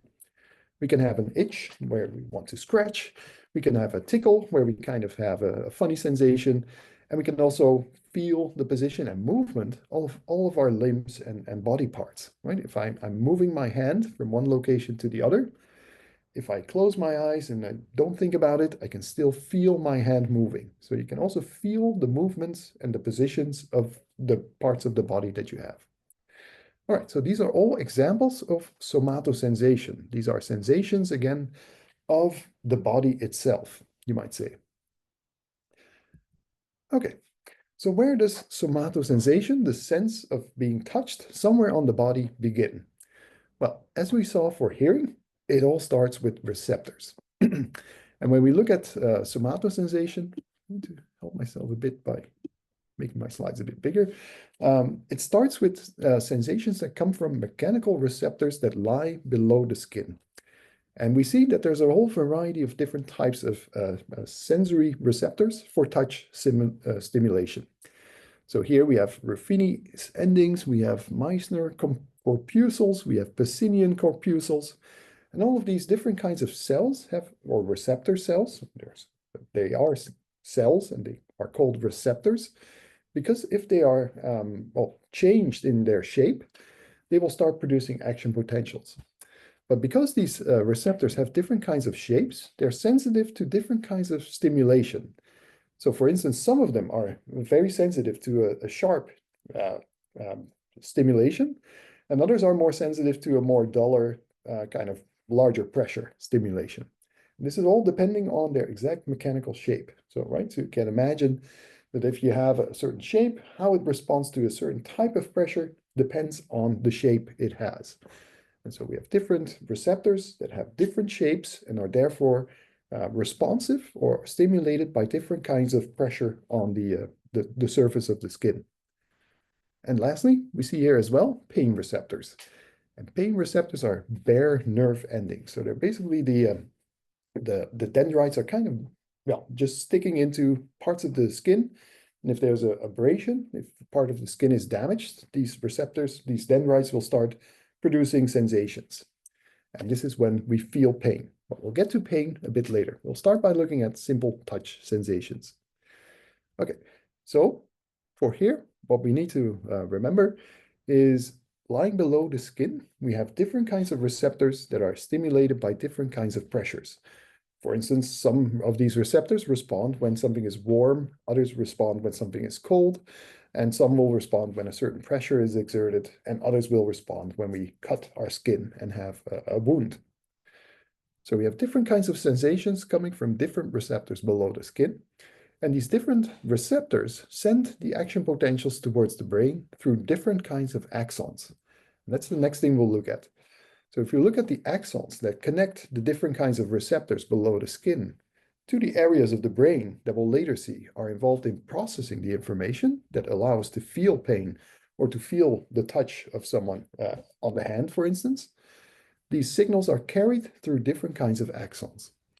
And what is different across these axons is the diameter, so how thick the axon is and how quickly the impulse can be sent along the axon, which is indicated over here. The speed of transmission, right, is how quickly does a touch sensation on the hand reach the part of the brain, the somatosensory cortex, where we are able to actually perceive the touch. And then what kind of receptors are connected through these different axons that send the information to the brain. So let's have a look at the different classes of axons that are distinguished here. First of all, we see that the quickest axon fibers that convey information towards the brain about movements or touch sensations in the body are the alpha-alpha fibers. They are quite thick. Here's the indication of how thick they are. And they are myelinated, right? So myelination, as you've learned, I think in a previous lecture, basically helps the axons to transmit information more quickly.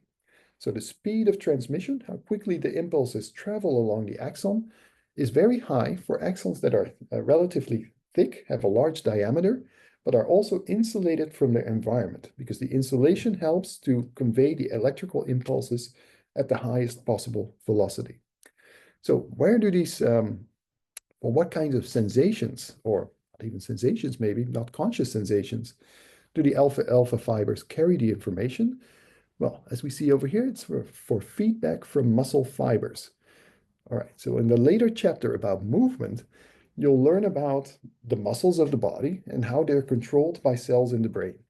And one of the things that you have in your muscles are also receptors that sense the amount of contraction and strength of the muscle connections, muscle contractions that you are performing. And so this is an important signal towards the brain again to adjust the amount of pressure that you're exerting on your muscles. And this is called feedback signals from muscle fibers.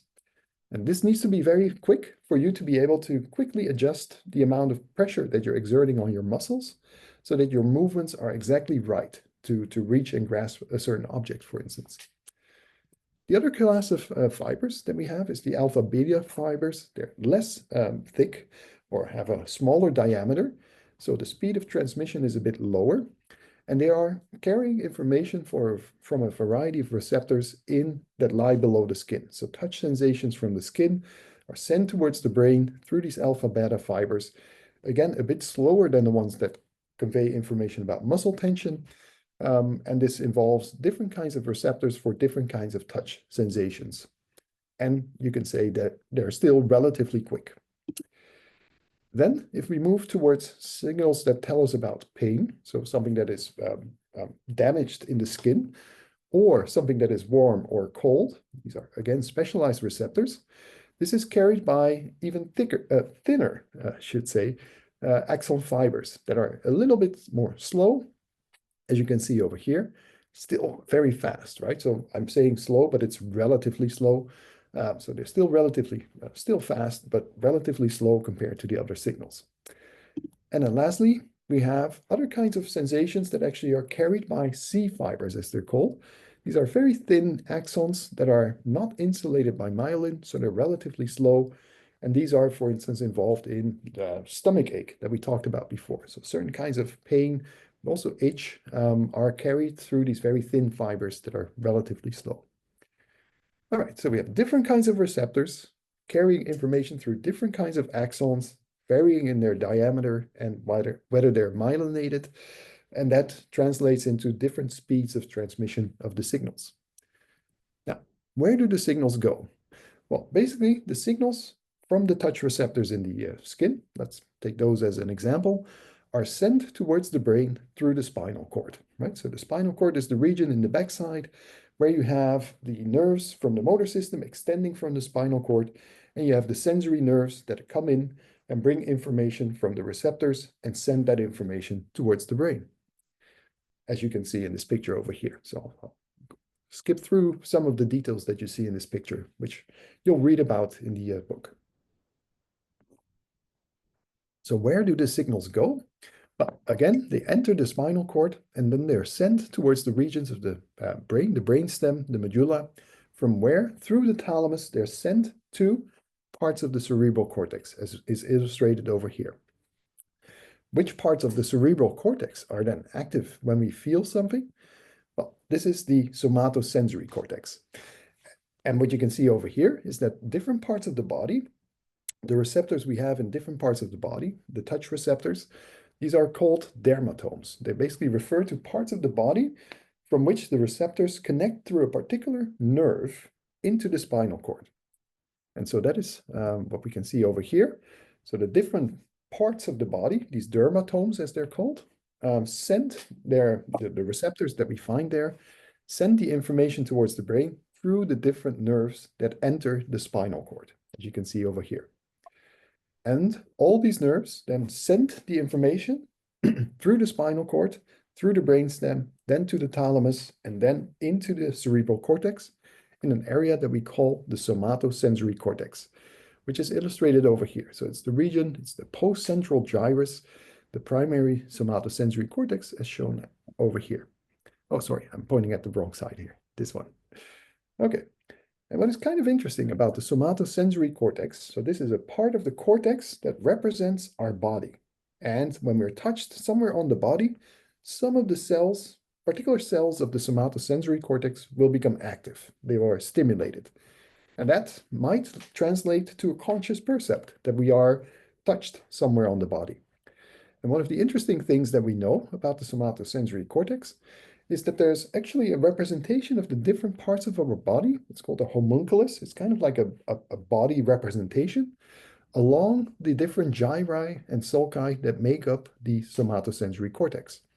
So for instance, over here, if we, well, let's take this as an example. Here we see that there's a part of the cerebral cortex, the somatosensory cortex, that becomes active when we are stimulated on the thumb, right? The part of our finger.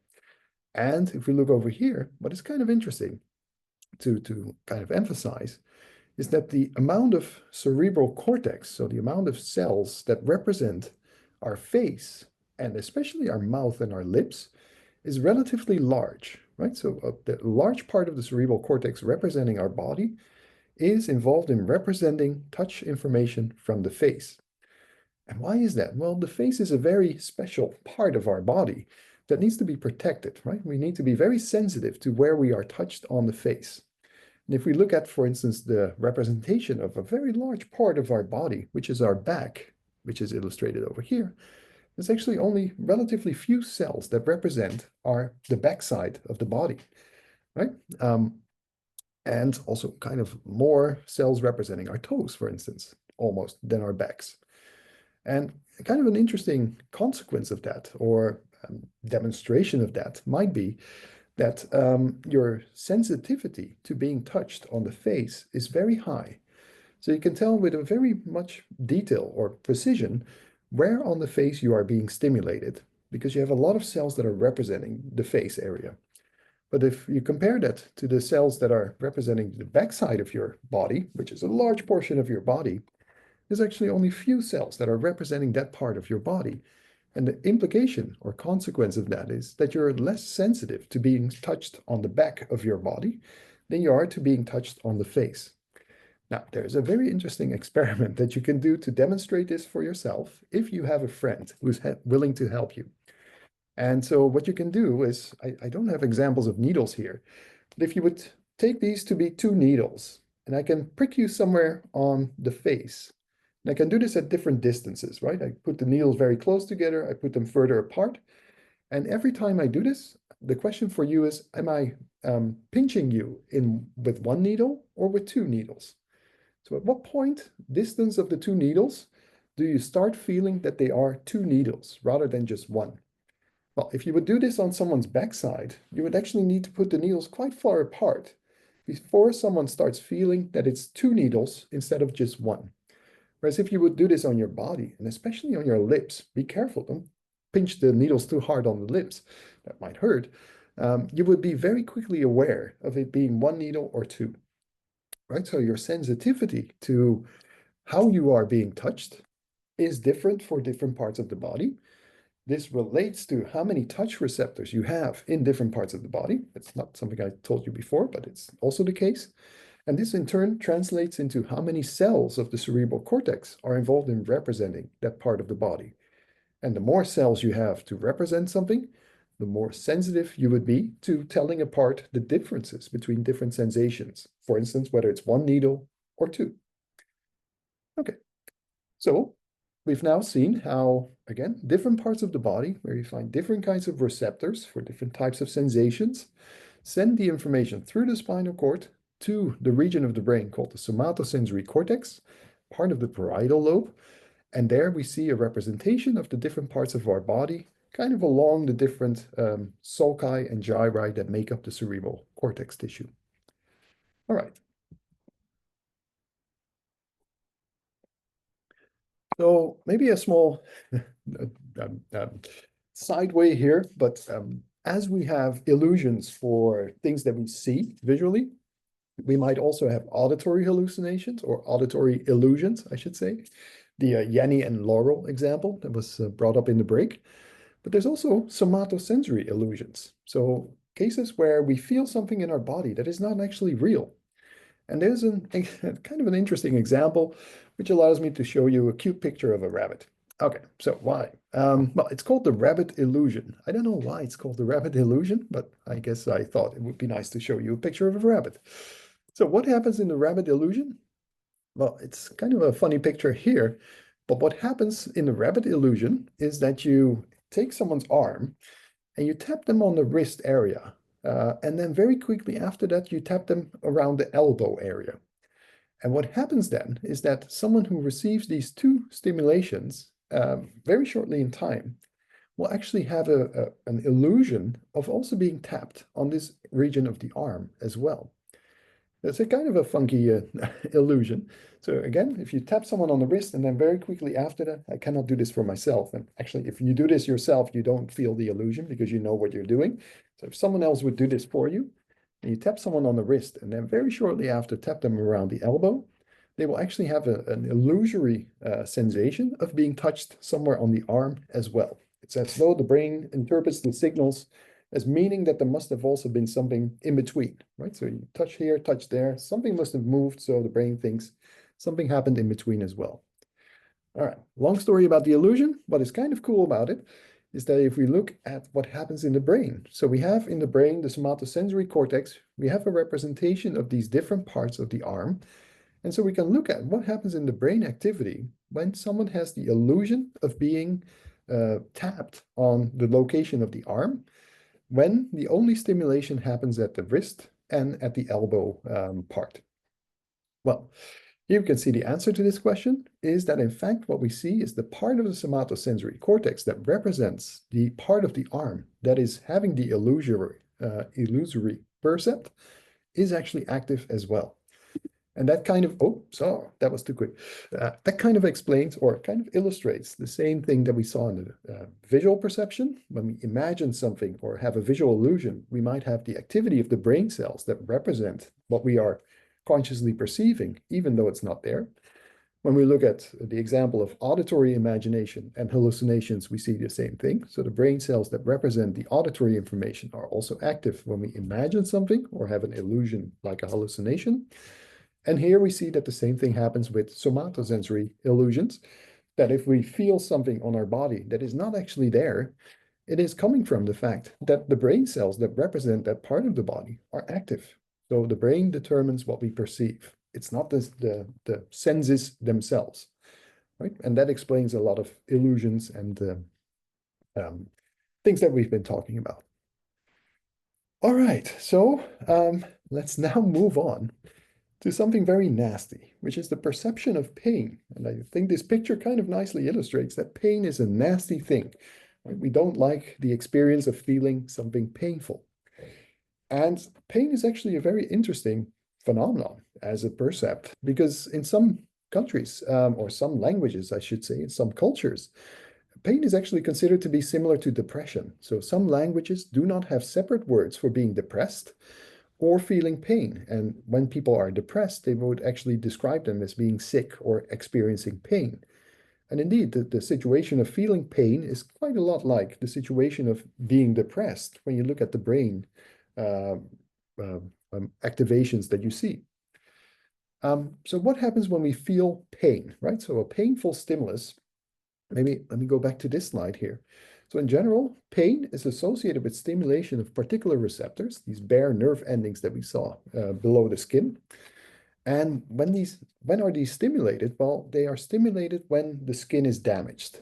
Like when you fall and you have a wound on your hand or on your knees, this actually causes an abrasion of the skin, causing the stimulation of the bare nerve cells, bare nerve endings there that stimulate and produce action potential sent towards the brain. And we experience that as being painful, which is a nasty feeling once again. Why do we have this? Well, it's obviously something very important because it tells us that something is wrong in the body and that it's something that we need to take care of. Right? So pain signals are very important to survival because we experience pain when there's some kind of damage somewhere in the body. And that needs to be taken care of. So we need to well, take care of ourselves, or we need to hide for something. And basically, that is what pain serves. Okay, now there's many sides to feeling pain, and a lot of it involves emotion. And so what we see over here is a picture of the brain where we see all the different parts of the brain that are involved in feeling something that is painful. And what is kind of a way of looking at the different parts of the brain involved in feeling painful stimulation is that some of these parts are kind of representing the actual pain stimulus, right? So the somatosensory cortex again is where we actually represent the part of the body that might be generating the painful sensation. But we also see activation in a range of other areas, including the amygdala, which is important for emotion, the hippocampus, which is very important for memory, and other parts of the brain as well, hypothalamus, for instance. And what is typically considered is that pain has kind of two dimensions. On the one hand, there's kind of a physical sensation of pain, which is the actual pain that you feel from the part of the body that is in pain. There's also an emotional connection to anything painful. And that has to do with the role of these other brain areas. And actually, when we look at when people feel pain, it's typically a combination of both of them. There's kind of a physical sensation of pain or a sensation of physical pain, but also there's an emotional negativity coming from that pain. So as we saw before, I guess I mentioned this before, painful stimuli, like damage to the skin, will cause activity of pain receptors, which are bare nerve endings that have their kind of axon or their dendrites kind of almost sticking into the skin, as you see over here. So when there's damage to the skin, these become active and they will start sending action potentials that we feel as pain. All right. So bare nerve endings, as said before, they're carried by relatively slow axon fibers, still very fast. So that's why we can have a quick reaction to something painful, but it's relatively slow compared to some of the other sensations. And if we look at it, there's different fibers involved in different types of pain. So if you have a very sharp pain, like a cut that you accidentally made by some knife that you're using in the kitchen, this will cause a very sharp and instant pain sensation that is traveling through the relatively quick axon fibers. And it involves two kinds of neurotransmitters being released at the synapse terminals, which are glutamate and substance P, with the P being for pain. if we have a more duller pain, like a stomach ache, this is also pain, but it's a different kind of pain. It's more like a deep pressure pain. And this is carried through different fiber, the other type of pain fiber, the C fibers. So these signal milder, more duller pain, and this involves glutamate as the primary neurotransmitter. Right? So the different types of pain, sharp versus duller, kind of more throbbing kinds of pain, like a headache or a stomach ache, have different signals sent through different axons. All right.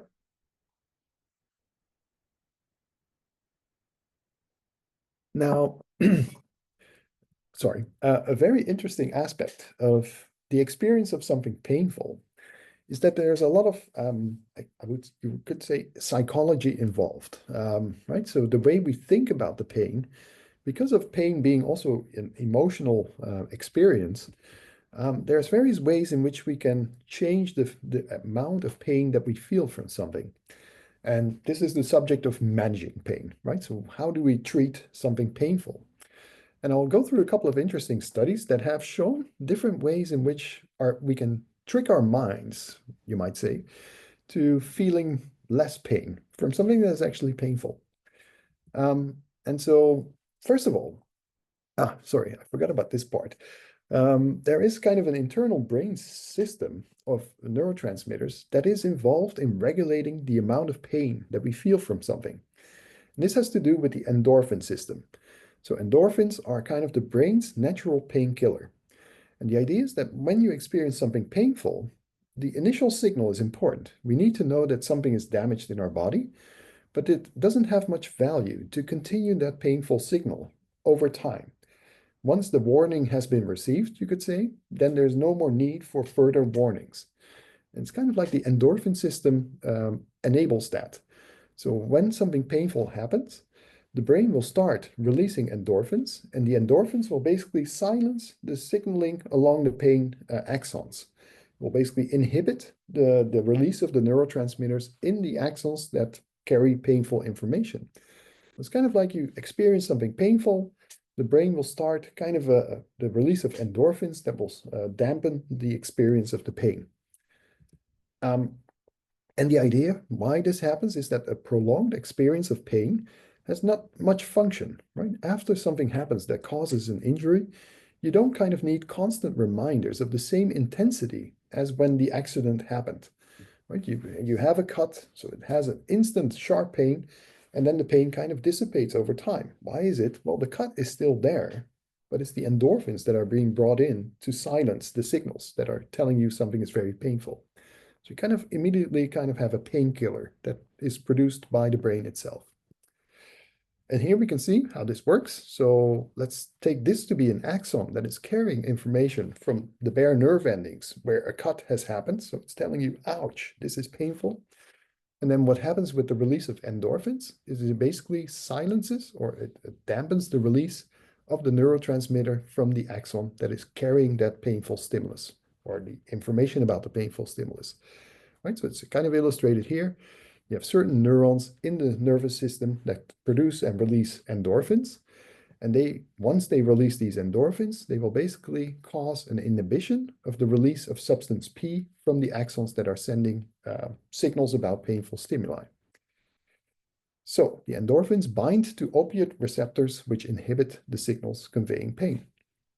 And it's kind of the brain's natural painkiller. And why do we have this? Again, functionally speaking, you only need one signal to tell you something is wrong in your body, and then you need to take care of it. So you don't need the constant intensity of that pain to remind you of something being wrong.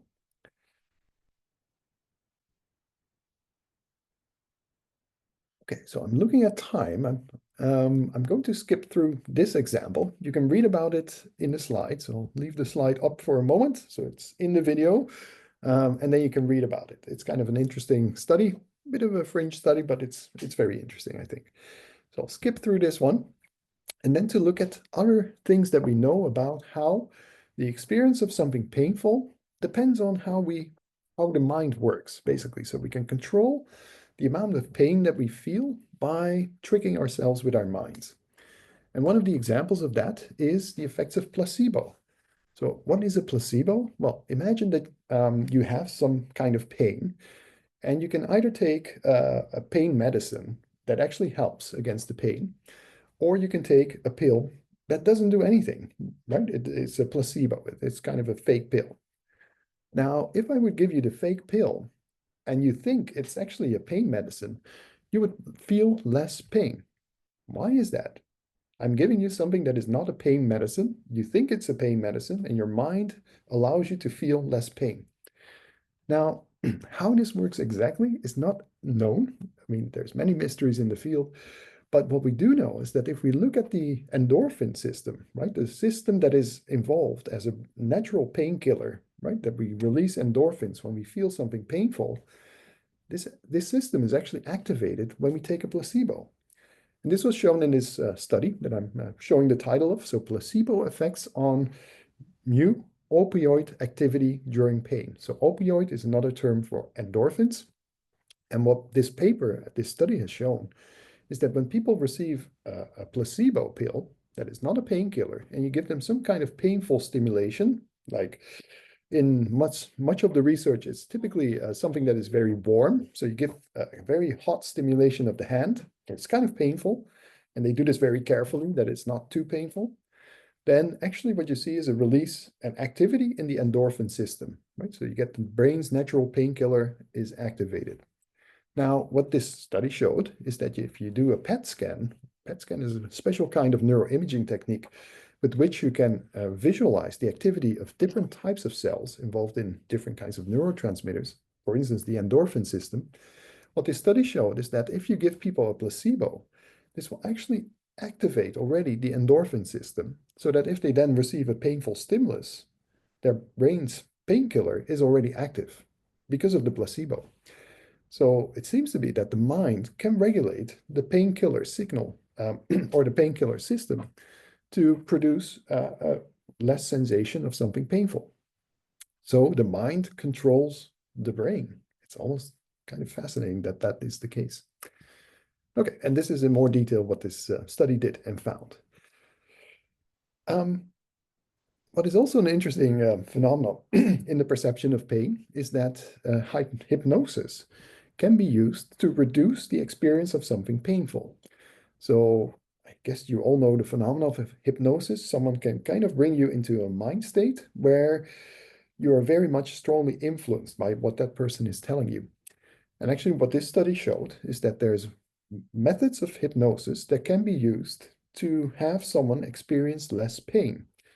Now, when they looked at what happens in the brain of these people undergoing hypnosis and therefore feeling less pain, it was mostly affecting the emotional parts of the brain and not so much the somatosensory areas of the brain. So the conclusion of this study was that when you have,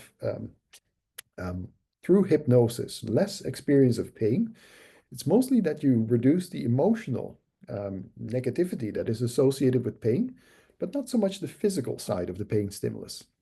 And that was shown using neuroimaging, looking at the different parts of the brain, the more somatosensory cortex, so the part that represents the actual physical pain stimulus, and the emotional centers, including, as stated here, the anterior cingulate cortex.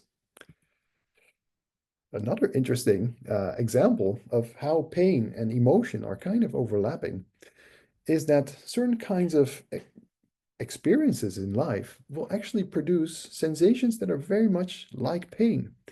And this particular study here, I'm just showing you the title. I guess I could share the slides so you can click on all these things to access the papers as well. Actually show that if people are socially rejected, if you look at the brain activity they show, it has resemblance or it shows similar patterns of activity as when these people experience physical pain. And one example study of this is the pain of a broken heart, right? Imagine you had a romantic relationship with someone else and that other person ended the relationship. So you have a broken heart. You feel really bad about it. It's really depressing and you feel bad. And what this study showed is that, oh, it's actually fun to tell you a bit more about it.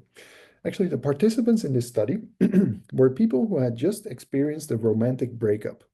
So they were in a romantic relationship and their partner had ended the relationship and they were very sad and depressed about it. And what they did in the study, it's kind of mean, actually, is they asked these people to bring a photograph of their ex-partner, the one that just broke up the relationship.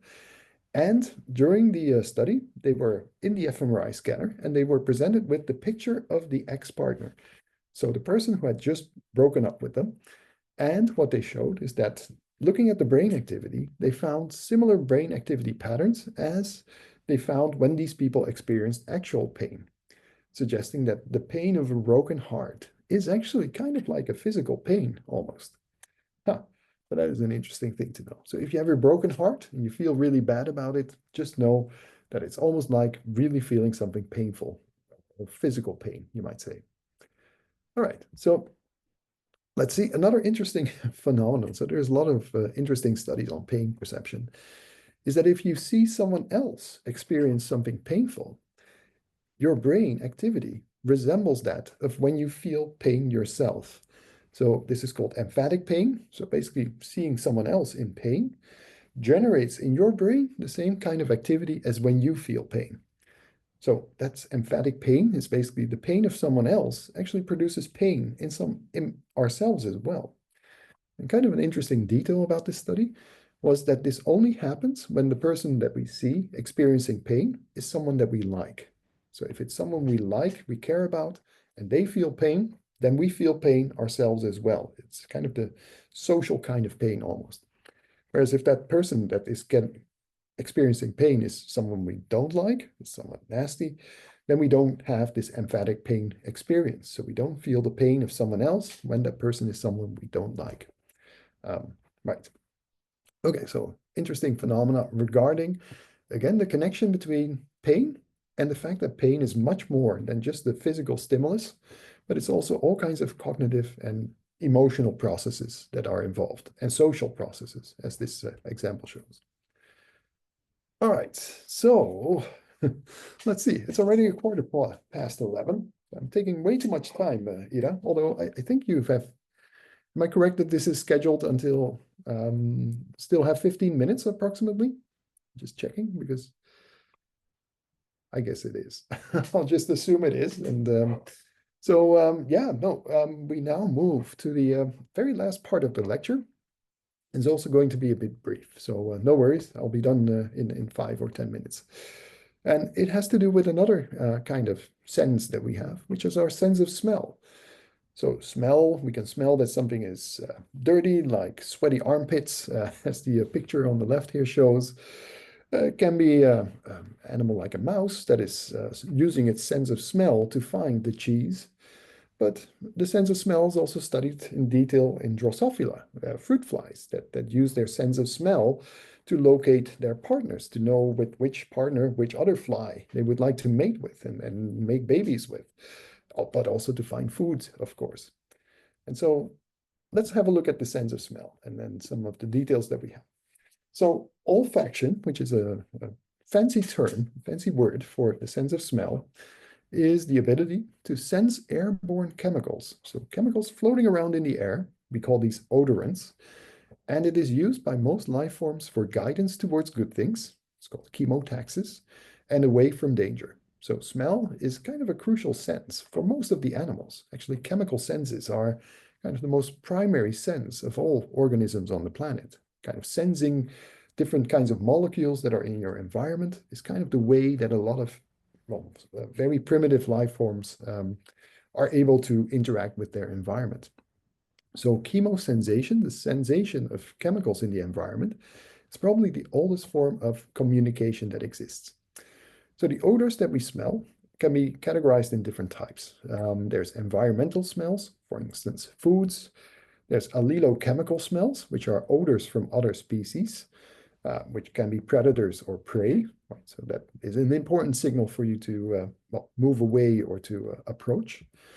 But there's also pheromones, which are interesting chemicals because they're released by conspecifics, so animals of the same species as we are, and they're used to communicate information amongst them.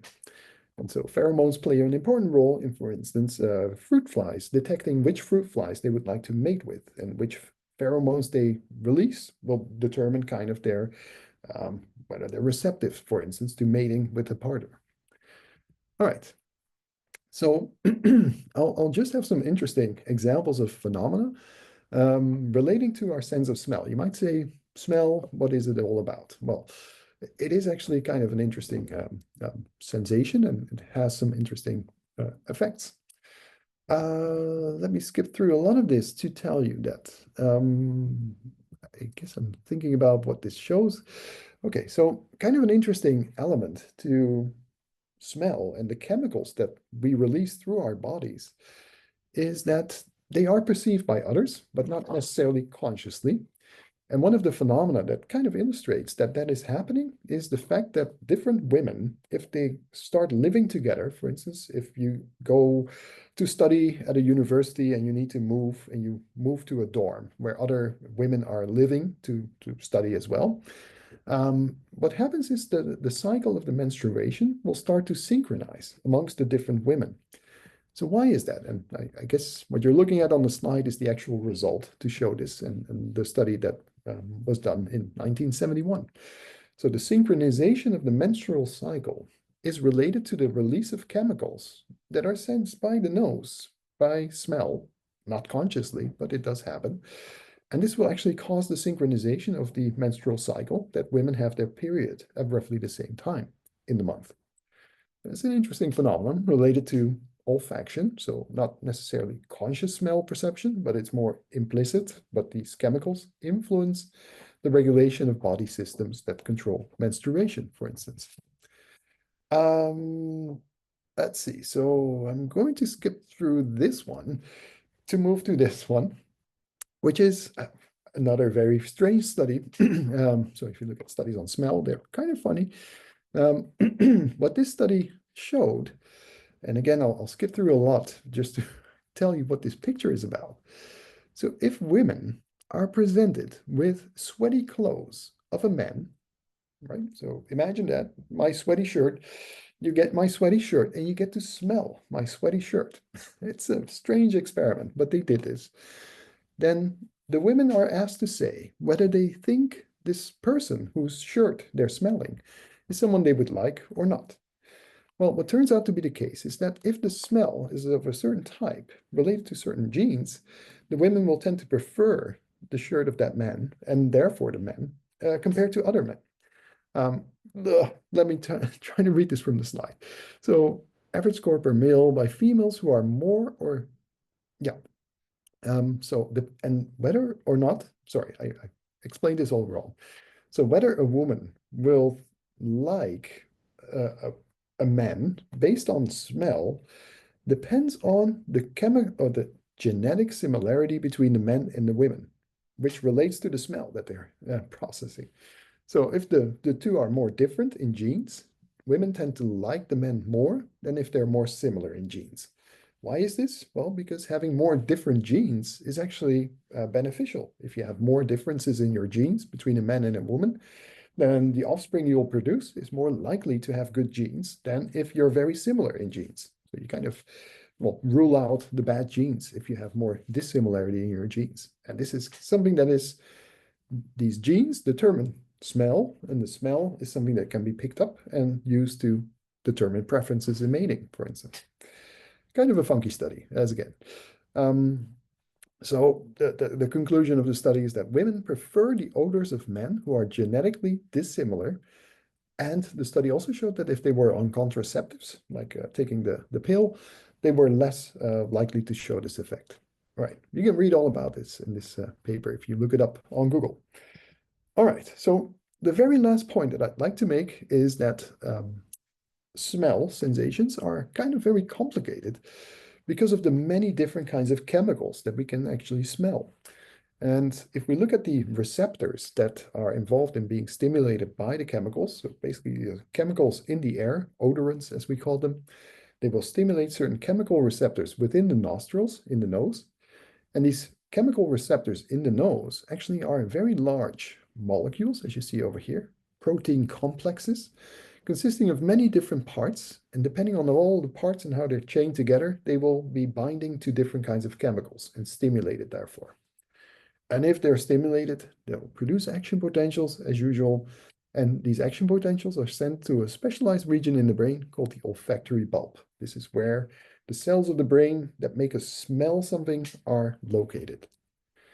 Now, the very last thing I'd like to say about the sense of smell that is kind of cool to mention is that the olfactory system and the olfactory bulb are one of the very few areas of the brain where we see neurogenesis, so the production of new nerve cells and new receptor cells throughout life. So basically all parts of the brain are there when we are born and they will simply die off, right? So all of the neurons are there to begin with and they die. That's kind of the sad story about the brain cells, except for the neurons that make up the olfactory system. Actually, these are cells that are regenerating over the course of a lifetime. And why is this? Well, these chemical receptors that we have, basically once they have been stimulated for, let's say, a couple of days or up to weeks, they basically become a bit dirty, as it were. And you need new ones to be able to smell the same smell again. And so this involves neurogenesis. So these cells are replenished, essentially. So the ones that are kind of dirty, they will die off, and the ones that are new will replace them. And this will happen throughout life to create and maintain the ability to smell. Right, so fascinating fact about our sense of smell is that it's, as far as we know, and this is kind of a region of a lot of research currently, is that it's one of the few areas of the brain, the one that we know for sure, where neurogenesis, the production of new nerve cells, continues throughout life. Right. Okay. So with that, I arrive at my final slide after 2.5 hours. I'm sorry for taking so long. And hopefully you now have kind of a picture of how perception works and what we know about perception with regard to the receptors that produce the action potentials and then where those action potentials are sent towards the brain and how the brain then represents this kind of information and then maybe making us consciously aware of what is out there in the environment. So with that, yeah, I think I have no more to say. End of slides, as it's said here. I don't know if there's any more questions or if you've all fallen asleep because it was a very long lecture. I can imagine that as well. Yeah. So yeah, Ira. Yeah. Maybe the student is already exhausted because it's in the afternoon. So, a student, do you have any question? Only 3 question maximum. And yeah. if you have any question, just raise your hand and Yeah. ask. Anyone? No?